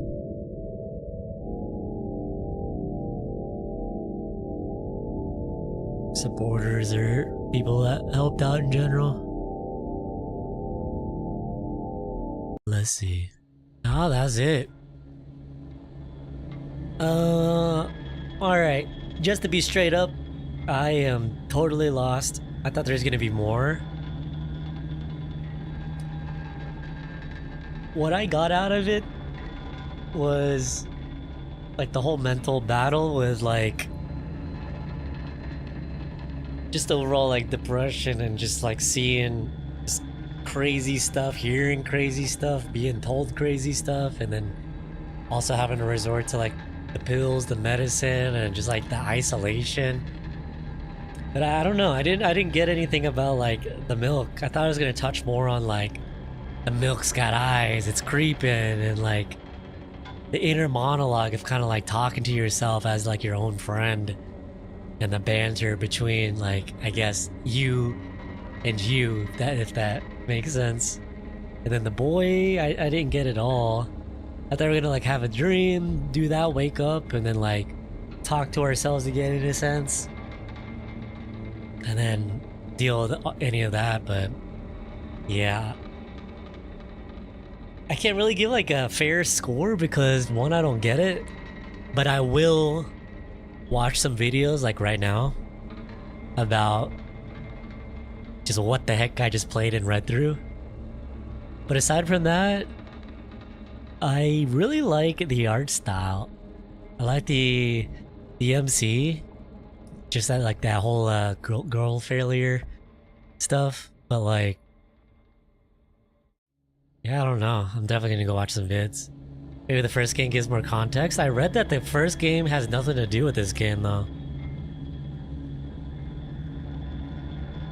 But yeah, I guess that's our playthrough of Milk Outside a Bag of Milk Outside a Bag of Milk. The music was eerie. A lot of the dialogue was creepy. A lot of, not like jump scares, but just like stuff that happened out of nowhere. Not gonna lie, the thing that got me the most was hovering over the boxes underneath the sink or whatever, and it just like started glitching out. Like I didn't understand that either, but that's what got me the most. I like the animation, like the one that they did at the very start and then the very end of the game. But yeah, like I said, I can't really give it a fair score or a score at all, just because I don't know what is going on. But that's pretty much it. I guess if you enjoyed, be sure to leave a like, subscribe if you want to see more from me, or don't.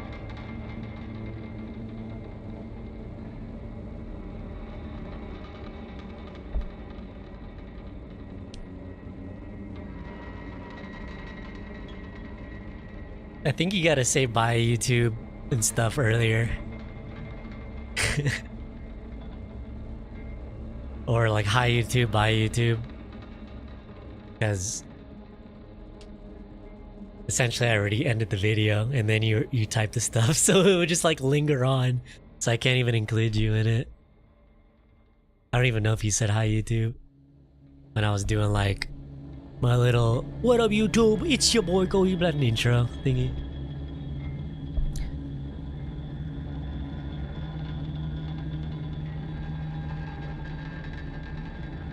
I can't even say hit continue. I guess it's because we didn't like leave or save the game. Yeah, serves them right. You know how much money we would have been making passively throughout all these months? I mean, I started streaming again back in March. So let's just, and then I took, let's say, equivalent of like a month and a half, 2 months off because of like moving and San Diego and all that. So let's just say March, April, May, June, July, August. So like we've been streaming for like six and a half months. And all those streams, because we remember we didn't start multi-streaming until like maybe 2 months ago or so. But since I got the multi-streaming figured out, we're able to add so many hours. But yeah, like, oh, we could have been making some money. Like, not crazy money, but the fact that every stream we'd be doing, we'd be making some, you know?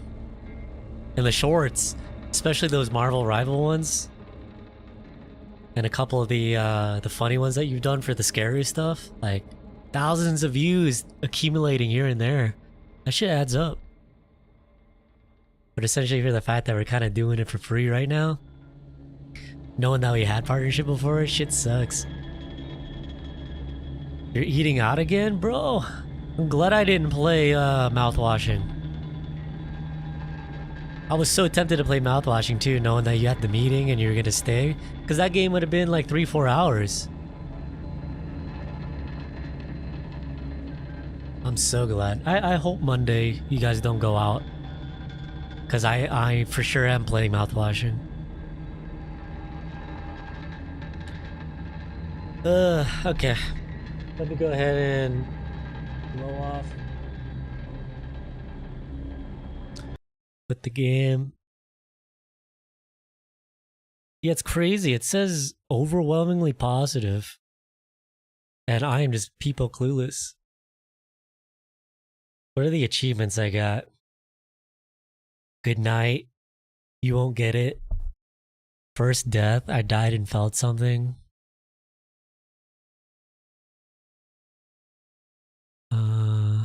Hidden achievement. You're annoying. Try and figure it. I mean, I guess that's the replayability. Is there's different dialogue options, but still.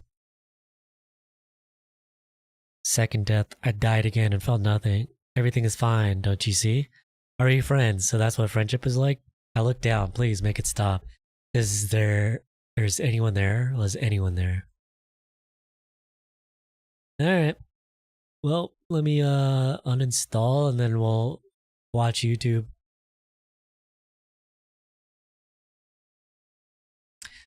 Barely paid any attention to what your boss is saying. I mean, it probably helps that I want to go eat and stuff. I really needed that. I underestimated how long. I remember when I used to do my manga reading streams. Like, I would like lose my voice and or like I didn't eat. I get lightheaded, but now I'll edit that stuff out. I felt bad. I think your brother joined the stream while I was like gone for like 10 minutes, 15 minutes or so. He's like, hello, what game is this? While Kohi TV was playing.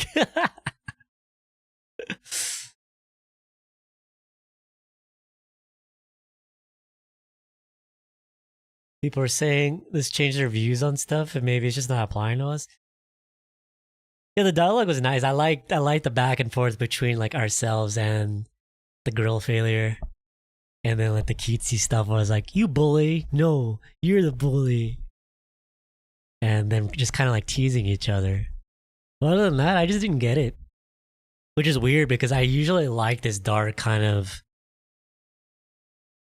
grim stuff. Like, I love Amori, and that game tackles like a lot of like suicidal tendencies, and just like fucked up shit, you know?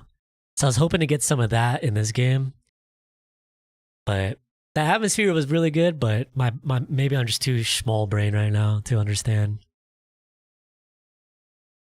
You're supposed to be at school right now. Yeah, listen to me, dude.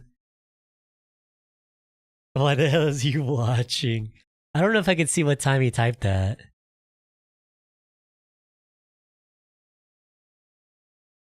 Yeah, it just says hello. And then what are you playing? Question mark. And he's all formal too with like capitalization and putting the question mark. Yeah, I don't think I could see timestamps. Oh no, I can. 5:25. So literally like an hour ago. Like, yeah.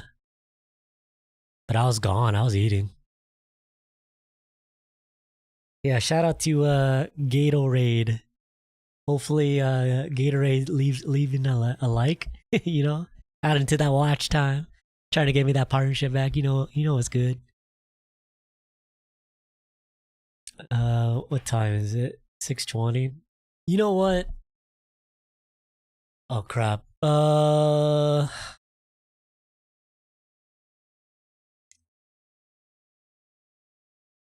Since you're going out, hockey game starts at 7. And I'm still kind of like on the fence. I don't know if I want to do Hades or 2XKO. I might not just do anything. I might just do a short stream. So I'm gonna go ahead and keep streaming. I'm gonna watch some videos on the milk game. And then I'll probably just call it short. I'll probably end in like 30 minutes or so. 35 minutes. I want to keep streaming, but I don't want to just play a game right now. I'm not really feeling it. I know it'd be good for like the watch hours for YouTube partnership and stuff, but maybe Sunday. Maybe after we're done watching the Evil France top 8, we could play something after just to make up for it, you know?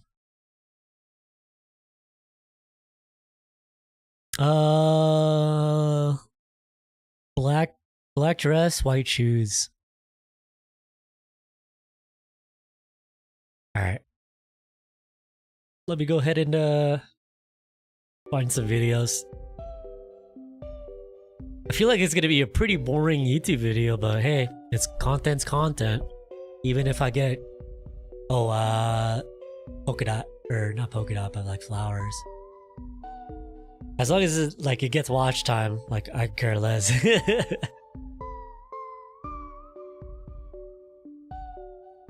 Alright, let's take a look at this.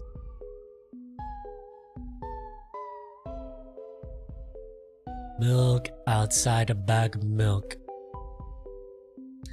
So what are the first things? The worst horror game about mental illness. Big 47-minute analysis. All endings.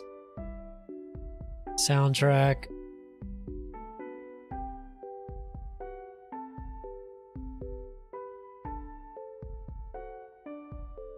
Alright, I'm gonna skim through. I want to see like what endings there are, because I think our only ending was, I'm assuming like the boy like ran off into the highway or something and like died. And then like we woke up from the nightmare.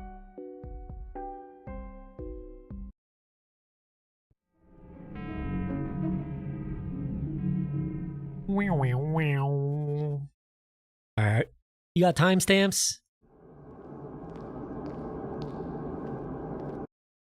Oh, so this person here, they say check the timestamps, but there's no timestamps. Oh, here, but they don't show up on the thing.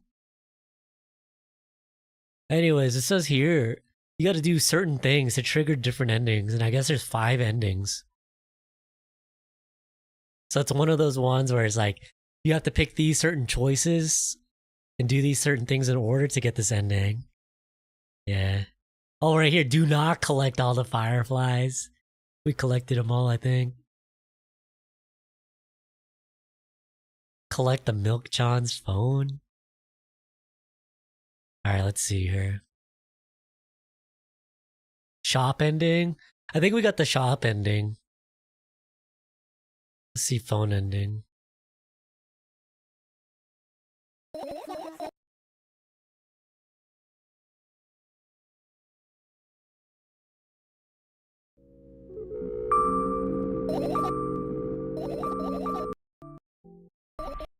Let's fast forward. Let's see what happens.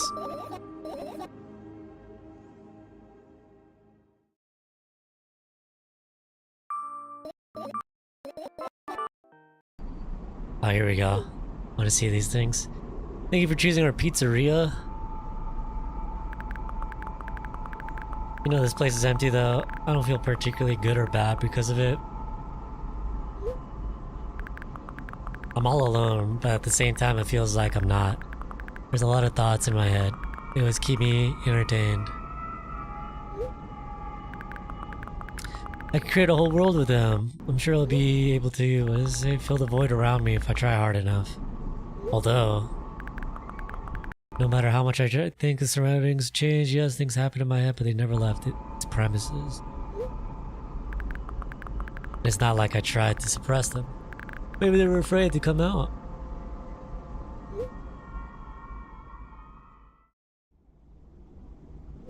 Why do they look like Mamimi there from afar? The reddish hair, the blue top, and the skirt thingy. There's so much space in my head that could be put to good use. The thing is, like, seeing these endings still won't really make sense, I feel. I think I need to just, like, watch that, like, 40-minute video. So they're just, like, running in the road while on the phone.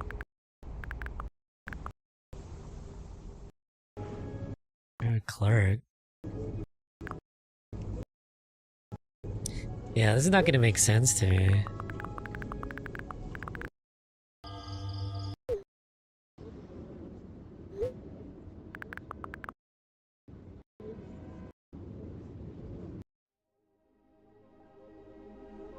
Another animation.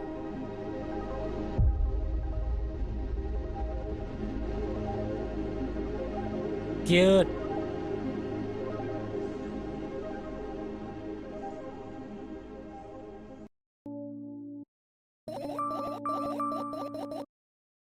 Oh, here's like the weird one. Looking at yourself in the mirror. Ooh.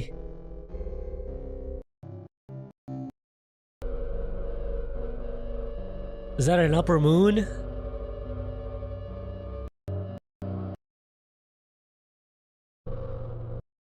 All these weird things are happening to her face and head.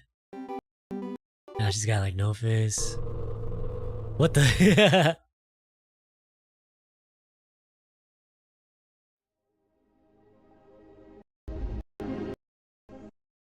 So they all kind of like lead to the same end cinematic.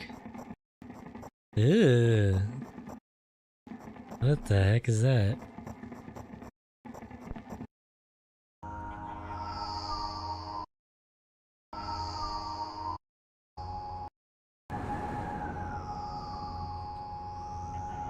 Will they just wake up again? Infinite staircase.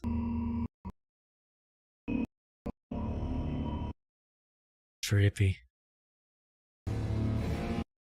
Okay, let's watch that one vid.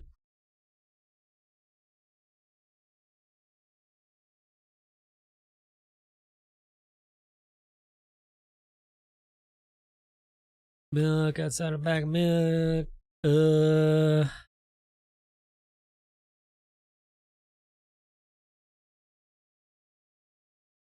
The game we're discussing today, Milk Outside a Bag of Milk Outside a Bag of Milk, has a hilarious name. It's also one of the worst depictions of mental illness ever. If you suffer from overthinking, listening to a video essayist without a college degree break down this psychological horror game, I might just speed it up. Where's it at? I gotta do the matcha text. Remember, if you get better, they're out of a job. And definitely not other video creators. They would rather read the game script verbatim. Now she hears another strange sound. It's coming from above now. The ceiling moves upwards, squeaking. Small debris falls. But, you know, the game's made by a really cool Russian dude who's channeled his real pain creatively into his writing. So while it isn't accurate, it comes from a real place. It's relatable, and that's what makes it great. Now, psychosis is a frequent mental health topic that is incorrectly associated with this game. Even Wikipedia references this in the previous page, but there's no direct Let's go to the girl. One of the most relatable aspects of Milk Outside a Bag of Milk Outside a Bag of Milk is the girl's tendency to overthink. The girl is self-aware, she understands her feelings, and constantly reflects on moments in her life that have affected her. And she expresses this pain by yapping. It's really hard to follow her monologues, but despite it feeling like fucking nonsense, there are moments where she's quite profound. She's also creative. She reimagines her reality as a visual novel, people become monsters, stress manifests as shadows, and purchasing a bag of milk becomes a reason to hate herself. In the game's introduction, she creates this self-deprecating story. The milk that she bought was taken from safety, the store, and delivered into danger, her home. And by subjecting this box of milk into this kidnapping, she concludes that she only brings trouble to others. It's cringe. Cue the edgy wolf meme. She's so misunderstood. But you and I are cringe too. We all think negatively about ourselves in a way where if anyone else heard it, they'd say, what the fuck are you talking about? Now this might sound like a contradiction. Do I think the girl is cringe or do I find her relatable? The answer is both, and that's why she's so fantastically written. For example, she's way too hard on herself. Like she stares at the mirror, blaming herself for things that aren't her fault, and that's just so me. But because her problems are so weird, like I don't know anyone who'd feel bad for carrying a bag of milk, it becomes way too bizarre to not find entertaining. Afterwards, the girl skips her medication and imagines a voice in her head. That voice is you, the player. Okay, so I was right about that. But here's the thing. We really like talking through her through like as us. Claims that it's drugs on Twitter. Let me pause here because this is like the focal point of my entire theory. And honestly, I don't think the developer knows the lore of his own game. At the start of Milk Outside, the girl refuses to take her medication. She's sober, even happy. She swallows imaginary pills and then conjures up a voice in her head to make small talk with. She does end up taking the real pills, and that's where it gets like really tricky. But before that, there is a window where the voice exists when there's no drugs in her system. Now, after she consumes the real medication, the voice remains unaffected by the pills, which means the voice being drug-induced is false. There's actually no correlation, no relationship between the drugs and the voice. However, in the first game, the girl is medicated, and when the effects wear off, the voice disappears. That matches the concept that the voice is drug-induced. This contradiction puts the canon in a really strange place. The voice is drug-induced in the first game. That part is clear, but it is clearly not in the second. Nikita has even said the first game was made as a joke, and that's exactly how it feels when you play it. Milk Inside is a great game, but it constantly breaks the fourth wall, I think a bit too much. The girl even removes the frames of the chat box at one point. Basically, it's very normal for the game to break the visual novel structure entirely. The second game doesn't do that as much. It tries to be a real story. There's no fourth wall break. She never manipulates the text boxes. She references visual novels, but she doesn't talk to you directly. She talks to the voice, and the voice and the visual novel perspective are all happening inside her mind. It's not a fourth wall break, it's more so internal. The sequel's depiction of mental illness is also more ambiguous. She only hints at her disease indirectly. In the first game, she directly states that she's suffering from something specific, but then doesn't tell you. It's so like, ugh. The girl then says that after an incident, she only sees where are you going? Seriously. It reminds me of a film with a really bad depiction of mental you illness. know where In you're 2001, a movie gonna called A eat? Beautiful Mind was released depicting John Nash, an American mathematician who suffered from schizophrenia. Now, like Milk Outside's girl, Nash's character faces issues in how his mental illness is portrayed. Very quickly and simply, John Nash mainly experienced auditory hallucinations in his real life. He heard voices, he didn't see people. In the movie, though, an entire central character turns out to be a hallucination. Completely faked, and we don't know the entire film. And this is a huge exaggeration of what John Nash went through. Films like this do help raise awareness, but they end up misrepresenting how these mental conditions, like schizophrenia, actually work. Saying the girl only sees red after an incident when it just isn't fucking possible, it reads like her mental illness is psychological fan fiction. And while the artist within me accepts creative liberties, I honestly don't like it, especially when both games do a fantastic job of being relatable otherwise. I mean, would you, as a writer, make up a fictional physical disease? Like maybe in the sense of like, you know, the context of a viral zombie apocalypse or Benjamin Button, you know, you're old but you're young, that's quirky, right? But would you like make a dramatized version of lung cancer? I don't want to moralize Nikita's writing. Like at the end of the day, who gives a shit? This is all for fun. But we can reflect and learn why this style of writing misses the mark when you really think about it. So what's the point of saying all this? Well, the journey through the mind of a mischaracterized schizophrenic truly beats the destination.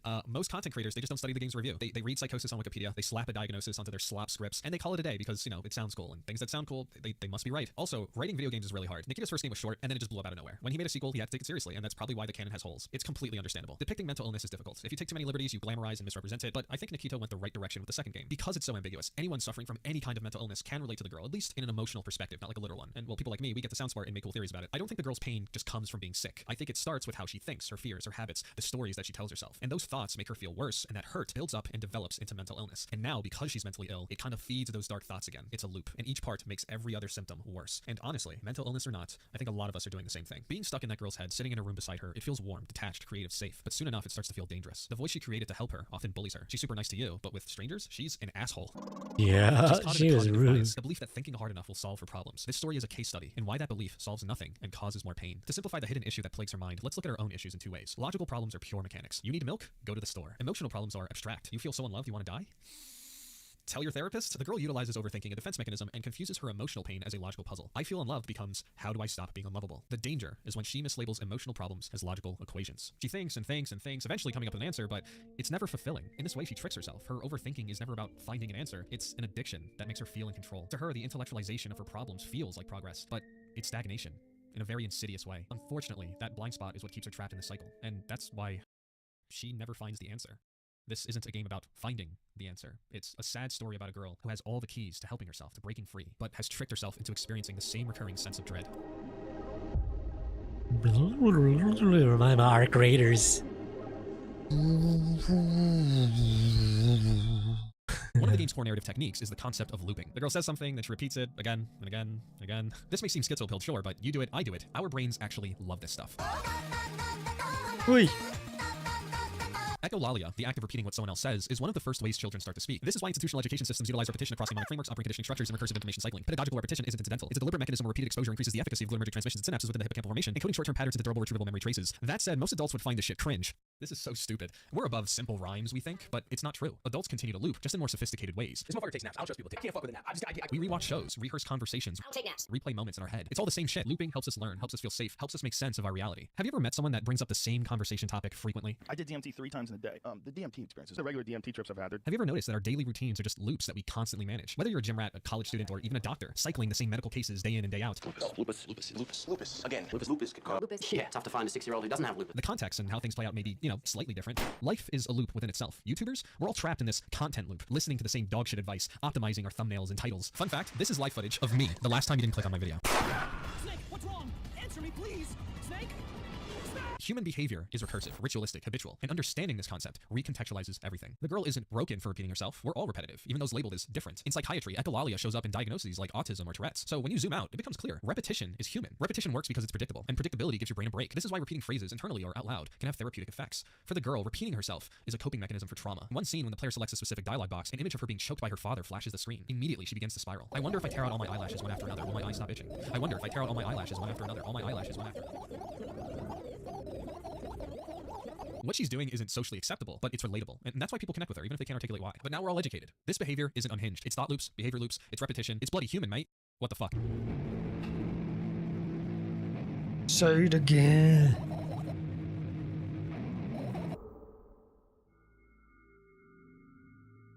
The main gameplay takes place in a room. She imagines her thoughts as fireflies on the ceiling. They scatter, and you're told to collect them by inspecting items marked in red. Some contain fireflies, others don't. Every click triggers commentary, and she never stays on topic. There is no plot. I mean, there is, but not really. It's just a bunch of narrative devices that teach you who she is as a person, rather than this, coherent story. First off, the girl is an unreliable narrator. Click on her school bag, and she says she loved school. Ask her why she dropped out, and apparently her dad picked her up one day, said she was too old for the curriculum. They went home, mom greeted them, the family had dinner, and her academic life ended. Just like that. Smooth, simple, mwah. Ask again, and the story falls apart. Now she's clawing and screaming as her dad drags her out of the school. Her classmates watch, but they're kind of used to it. He forces her into the car. The entire ride home, they say nothing. And her mom never showed. In fact, she's gone. Again. Now, the girl isn't lying. She reports what she wishes were true before she can face what actually happened. And that's the genius of the game. It doesn't give you direct exposition. By making the character nonsensical in this really human way, the player learns about the main character, but indirectly, like through her avoidance of trauma. Earlier, when she says that she loved school because of the fluorescent lights, it sounds weird, but, believable. But given that she's someone who loves to sleep, hates to go outside, and lives isolated in the dark, these white lies naturally build this skepticism towards her. But she's never unlikable. Rather, she feels like that friend who's really fun to be around, but you kind of have to take everything they say with a grain of salt. She's eccentric that way. There's a funny moment where she builds an elaborate metaphor involving a hamster escaping its cage and being brought to the store, saying all this to make a point, except she spends so much time building the details of the analogy that she loses her train of thought. She repeats herself often. We've talked about why, but people misread this. They think she's suffering from psychosis, but I think she's dodging us on purpose. Click on her notebook and she says that she doesn't draw that often because if she did, she'd have to buy a new one. That means going outside, taking the subway, and that's tedious. But this interaction is not that. It's her rationalizing her fear of public spaces as being just too lazy to use public transportation. If the player suggests that she asks her mother to buy a new notebook for her, she immediately deflects. Ask whom? Can you even form coherent sentences? She doesn't want to admit her discomfort, so she picks a fight with you. If you push on this again, she breaks the task down into mechanics. So you want me to perform a string of actions, blah blah blah, it's all fucking bullshit. Basically, stripping people and interactions with them down to their core fundamentals is another one of her coping mechanisms, because breaking things down to their bare bones, it severs all their meaning and emotional weight. For example, when you expect her laptop, she recalls how she had over 300 online friends in the past, but then she says how these friends aren't really people, just lines of code and numbers. Yes, technically all the experiences we have online are lines of code, but there's a difference in simply recognizing the technicalities of reality and using it to avoid confronting trauma. And we can test this logic right now. If I say something disturbingly racist, something super offensive right now, no I didn't, this video is just code. You're not a viewer, I'm not a creator, it's just a bunch of numbers. YouTube is a simulation made up of ones and zeros, it's just a website, who gives a fuck? The girl is intelligent and creative, but but sometimes she uses it as a weapon to gain control. She keeps every item in the room untouched, even the dead plants, so that she can memorize the space, to make it a visual novel that she's built for you to walk through. And some items are just favored over others. When you inspect the laptop or the bag or the sink, you get emotionally and intellectually charged monologues, but open the compartment and she refuses to explain further. Who knows what I'll imagine? Yeah, guys, this girl who is admitting straight up that she is imagining everything the player sees is suffering from psychosis. Thank you, Wikipedia. She is emotionally volatile, an unreliable narrator. Repeating phrases and deflections are defense mechanisms, not exclusively mental illness or some big scary diagnosis, and everything you're seeing is her imagination. But these narrative elements are not utilized to give you a puzzle to decipher, rather a person to experience.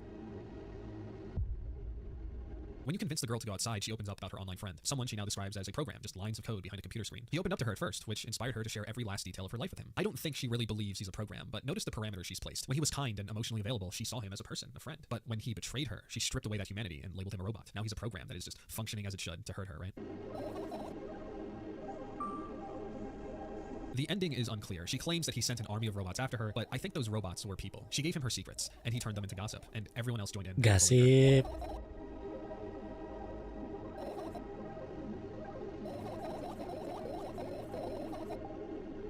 The main gameplay ends with the voice helping her fall asleep, and that's when everything changes. Her dreams are the one part of the story that she cannot control. At this point, the game stops being a contained, self-narrated visual novel and becomes something else entirely, something coherent, abstract, but meaningful. And that shift in structure is exactly where the real analysis begins. The shop ending is the default ending of the game. It's a dream sequence that reveals the most about the girl by This is showing what an I intimate got. example of how she fails to connect with everyone else. Even after the girl falls asleep, the game continues the concept of looping by emulating the first game. Milk inside a bag of milk inside a bag of milk. In the previous title, the player controls a voice for the first time. They meet the girl who plans to buy milk at the local shop. She is anxiously rehearsing her lines for the cashier, takes a deep breath, and continues her 19th attempt, this time with one syllable more. She seems like the type who hasn't left the house in what feels like weeks, and now she's forcing herself to go buy milk. You guide her, at least she asks if you're supposed to help her. On the way to the store, the girl spirals quickly. She practices how to ask for milk, questions whether she's stepping correctly, and counts her movements in reverse, unsure if she's moving forward or backward. It's really nonsensical. She pretends that she's the protagonist of a visual novel just to make the experience feel scripted and manageable. And through this creative perspective, not a literal one, is how you experience the series. At the store, she runs into a hostile customer who fixates on the letter O, visually a void, which terrifies her. Then, a cashier demands more money than the milk costs. She gives it, the transaction is slow, humiliating. She kinda gets manipulated, but it's technically successful. On her way home, her thoughts unravel further. Monologues about medication, trauma, and the color red. She opens up about her father's suicide. When she finally returns, her mother asks if she bought the milk. She says, "Yes, Mom." And that's it. That's the ending of the first game. It's about like 20 minutes. Throughout Milk inside a bag of milk inside a bag of milk, the player is given the choice to insult the girl. And if they do so twice, the game abruptly ends. Before closing out, the window cuts to a close-up of her face, where she says that you're not helping at all.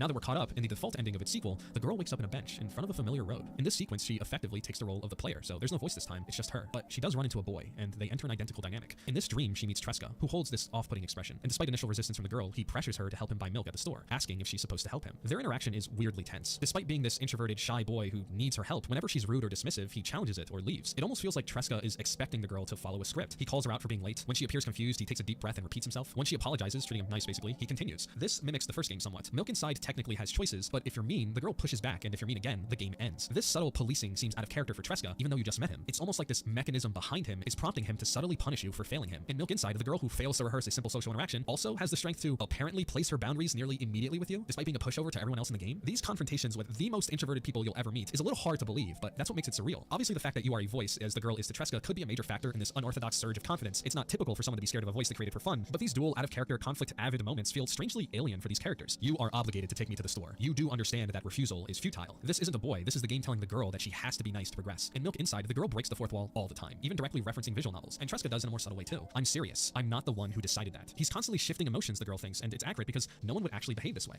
There's no consistency. She tells him straight up that she doesn't like him, and after a short back and forth, he takes her hand and they walk to the store before she can reject him again. On the way there, Tresca begins to walk weirdly, mimicking her behavior from the last game, stopping suddenly and studying the ground. He's retracing his steps just as she did, and the girl notes how long the walk is taking because of this. This dynamic between subjugating the player to an overt long walk in the first game and growing quickly impatient when her male doppelganger does it to her, it foreshadows the crux of this dream sequence. By the way, if what I'm saying between the girl Tresca, the girl as the voice in the dream, and the force behind Tresca seems really recursive and confusing, that's the point. In the first game, the girl breaks the fourth wall, but only in the world that she's created, the visual novel. In this dream, Tresca is breaking the fourth wall of her life, which she, like every human being, is only kind of aware of. And on top of the fact that conversations are about the dream itself and also her life, but takes place within her brain while simultaneously being about it, makes it really hard to decipher for her and us. You are always operating in a way of thinking that has cognitive and emotional blind spots. There is always a set of rules and systems outside of you that influence you. And even when you become aware of those factors, you change as a person, and a new set of systems continue to pull the string. Like the girl, we are always stuck in this recursive psychology that can never be fully solved, only changed. The girl and Tresca hit the store, and she notices that the sign says 20 minutes until closing, roughly the same playtime as the first game. Tresca notes that the store likely has a person shifting the sign every 5 minutes before closing. This sounds bizarre, so the girl disagrees, only for an employee to come and switch the sign to 15 minutes left, further proving that Tresca knows the bounds of the game that they're playing. And that's an important distinction to make. Tresca either exclusively knows the rules of the game and nothing else, or knows everything, but chooses to forget information in order to test the girl. Because once they enter the store, he is completely helpless. When she's in the store with him, he cannot find the milk, which is something she did easily in the first game. When they're lost in the store, Tresca leaves to ask someone for directions, but he wouldn't need to do that if he knew directions. When a commotion starts, the girl finds him staring at a customer, eyes popped and shaking. This plays out similarly in the first game. What's interesting in Tresca's confrontation is the customer says, "No, not again," so there's continuity there. It's kind of cool. The customer asks if he belongs to the girl, and she replies, "Yes, I'm sorry," a quiet reflection to how she answered her mother's question in the first game. When she grabs Tresca and holds him for bothering the customer, this highlights the key point behind the girl's dream, her hypocrisy. Earlier in the game, if the player selects a specific dialogue option, the girl experiences her first death. An image of her father strangling her flashes the screen, indicating his method to dealing with her emotions. At this point, the father is dead, but it's clearly traumatized her and has profoundly affected her self-image and worldview. However, in the store, when Tresca is in emotional distress after a hurtful interaction, she covers Tresca's mouth. She's dismissive. "Can you act normal? Tresca, you don't understand." She replies, "Of course I don't. I don't understand anything." She tells him annoying other people is wrong, just like how she blames herself for putting the milk in quote-unquote danger. The girl unnecessarily chooses to shame Tresca for approaching someone instead of supporting him. It's projection. Ultimately, when she meets another person suffering from the same problems that she does, she sustains the damage. She doesn't help them. And this is the core question of this dream. Should we always feel sympathetic for the mentally ill? I'm gonna get into some pretty controversial territory here, so look out if you're sensitive to this material. The crux of the dream is that ideally, we should sympathize with the mentally ill, but it's also important to recognize when they are the ones sustaining unhealthy recursions within themselves and others. And the girl now has failed to be the person that she needed in the first title in her own fucking dream, which takes place canonically the same night of the first game. When the role of supported shifts to caretaker, the girl behaves more like her parents, and this is an important aspect that goes against the social narrative of the mentally ill. When the roles are reversed, they may cause the same pain in others that they suffer from themselves. Earlier, a rude customer is pretty dismissive towards Tresca, and the girl submits to the stranger's authority, but in private, she ridicules the boy for bothering them, not the other way around. She doesn't support him. She lets people push her, but then continues to push away the one person who claims to like her. She tells him directly that she doesn't like him. She doesn't share her name, and yet when asked publicly if Tresca is hers, she says yes. Now, is this response out of a social obligation, or some subconscious need to have access to people like Tresca and to keep them at arm's length?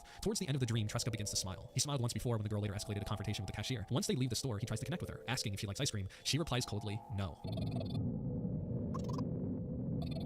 And once he cracks that smile, Tresca returns back to the omniscient force that judges her actions. And this entire dream teaches us an important lesson of these interactions. There's different kinds of shyness, selfish and endearing. For most of the game, you get the shy version of the girl that is likable. She does connect with the player character, sharing fears, anxieties, and even more intimate, intangible stuff like visions of her trauma that likely affected her. Random monologues that are funny but nonsensical in a very human way. Creativity you'd find nowhere else but in the safeness of her bedroom and her mind. This is not what Tresca experienced. He experienced the selfish aspect of shyness, where honesty is replaced with defensiveness, where craved connection is alleviated with pushing people away, where time spent acting is replaced with isolated thinking. Interactions are half-assed, anxiety is projected, and signals are mixed. People who constantly defend, deflect, and withhold in the name of trauma aren't always victims. They can become exhausting, contradictory, and at times cruel. This obsession with control masks the shyness, straight up sucks to interact with. And the people like Tresca, who respond by leaving you, are entirely justified in doing so.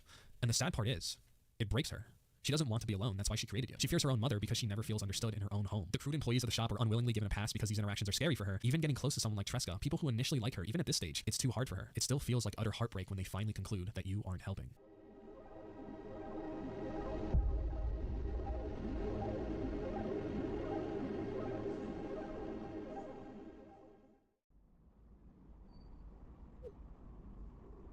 The phone ending is one of the most subtly profound conclusions of the game, and it also pretty much confirms my recursive psychology theory. The girl texts the number of a pizzeria, and the automatic text response replies and deals and confirming orders. The girl's inner monologue spews onto the text, and it's a bit hard to follow, but then you read lines like this. I can just keep on thinking, and even then, my thoughts are meaningless and empty as everyone else. The more the girl is in control of her thoughts, the more we get to see the warped worldview, and the less control she's in, the more normal the world seems. Even in the previous dream sequence, the girl is still in her mind, so it's colored dark red and eerie, but the people appear normal. The worm man is now human, the cashier isn't an alien, but a woman who's lost her patience. The art style has changed back to the first game, and even the voices have changed as well.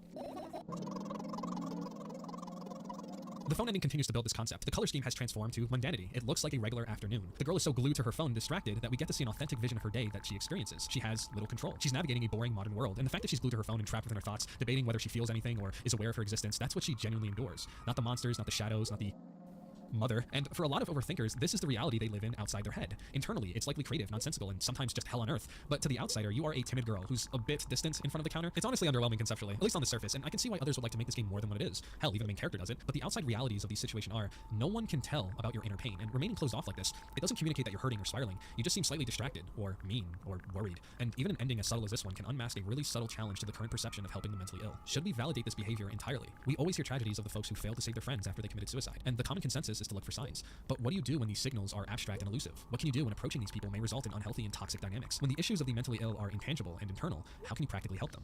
By being nice to them when they're dismissive? Validate all their experiences when they're consistently uncommunicative and detached? What is the perfect formula for being sympathetic to their pain, yet still holding them accountable for their actions? It's a near impossible question to answer. Not a lot of people want to not help those in need, and yet validating them constantly will end up hurting. A lot of it is you. You chose to click on this video, to watch it to the end.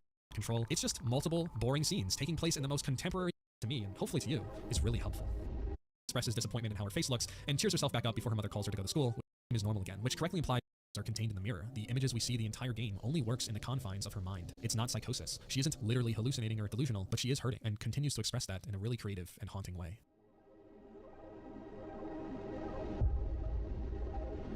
Somehow, is like an animal. She becomes desperate, screaming, no response, then a voice finally answers. It says it can hear her. It's looking for her. She keeps running towards the door, stretching her arm as far as she can, leaving a trail of blood behind, but her calls go unanswered, until eventually, the voice sees her. But still, she can't reach the door. She keeps running for what feels like hours. The voice speaks gently, trying to connect, asking her how she feels. She gets angry, furious, makes one final leap, and the ground disappears. She falls. She wakes up in a field. The air is wet. The ground smells like earth and water. It's night, but the moon hangs pale in the distance. Everything is still. Then she hears it. But it doesn't sound like an animal. It sounds like a person. She stands up, the sound repeats. It's the same voice she heard behind the door, but now it's coming from somewhere across the field. She follows it. As she walks, she hears a familiar dialogue, her own words, echoing back to her. The same one spoken earlier across the door, and then she sees it. A silhouette, distant still, barely formed, clearly a vision of herself, the one trapped in the room. She doesn't recognize that it's her, but we do. The entire sequence folds in on itself. The room, the voice, the girl in the void. She wasn't just one of them, she was all of them. The room was her internal state, a space where answers felt close, but were always out of reach. She thought it was a casket initially, but it wasn't. It was just a space with no dimension, a void, no fixed boundaries. She yelled until her ears rang, but to the outside world, it was barely a whisper, a wheeze. It represents the kind of suffering you can't prove. From inside, she's screaming. From outside, she looks like nothing's wrong. Even the letter O, the void she fears, is the only thing she consistently repeats. The girl tries to reach out to the silhouette, asking it how it feels if it's hurt, but there's no reply, just muffled sounds. The figure doesn't meet her halfway. This is what it's like trying to help someone in this type of crisis. Even when they want help, they don't always help you help them. Even when they're suffering, turns it with a crunch. Everything gives nothing back. That's what depression does. Spiral staircase. Its voice is calm, commanding. It asks her questions that she can't answer. Questions about how she exists, how she feels, how she survives. But it's not actually listening for answers. It's there to make her realize the truth. She is not in charge of her life, and she never was. As she begins to descend the stairs, it says, try creating imagery that would instill the feeling that everything is as it should be, and with time, it will create a new order inside you. Some of these words are hard to decipher, but that last line is exactly what she's been doing the whole game. I think the super creature is her subconscious. It isn't confident. It's not insecure, because it doesn't feel. It's absolute. It knows how her mind works. It doesn't care about her comfort. It only cares about survival. And if that means trapping her in a narrative where she's broken, unloved, and monstrous, then that's exactly what it will do. Because those stories give her control, even if they hurt others. And creating imagery in her mind in order to feel in control, that's how she survived. But knowing that truth, it doesn't help her. It only reminds her that there's no escape. There's no meaning. She isn't sad. I mean, she feels sad. But in reality, she's powerful, intimidating, mysterious, hurtful, selfish. Maybe knowing yourself fully isn't the goal. Maybe knowing yourself is the scariest, most painful thing you can experience.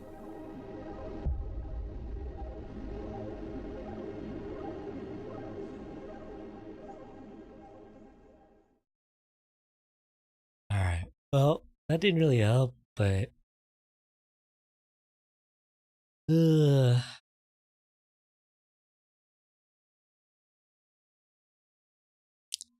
Yeah, I don't know. I still think, Amori, I was able to click with Amori a lot more. But, yeah, unfortunately, I think we might call it there. I thought about playing like some Hades or 2XKO after, but I'm just not feeling it right now. I'll be back on, what do you call it? Sunday?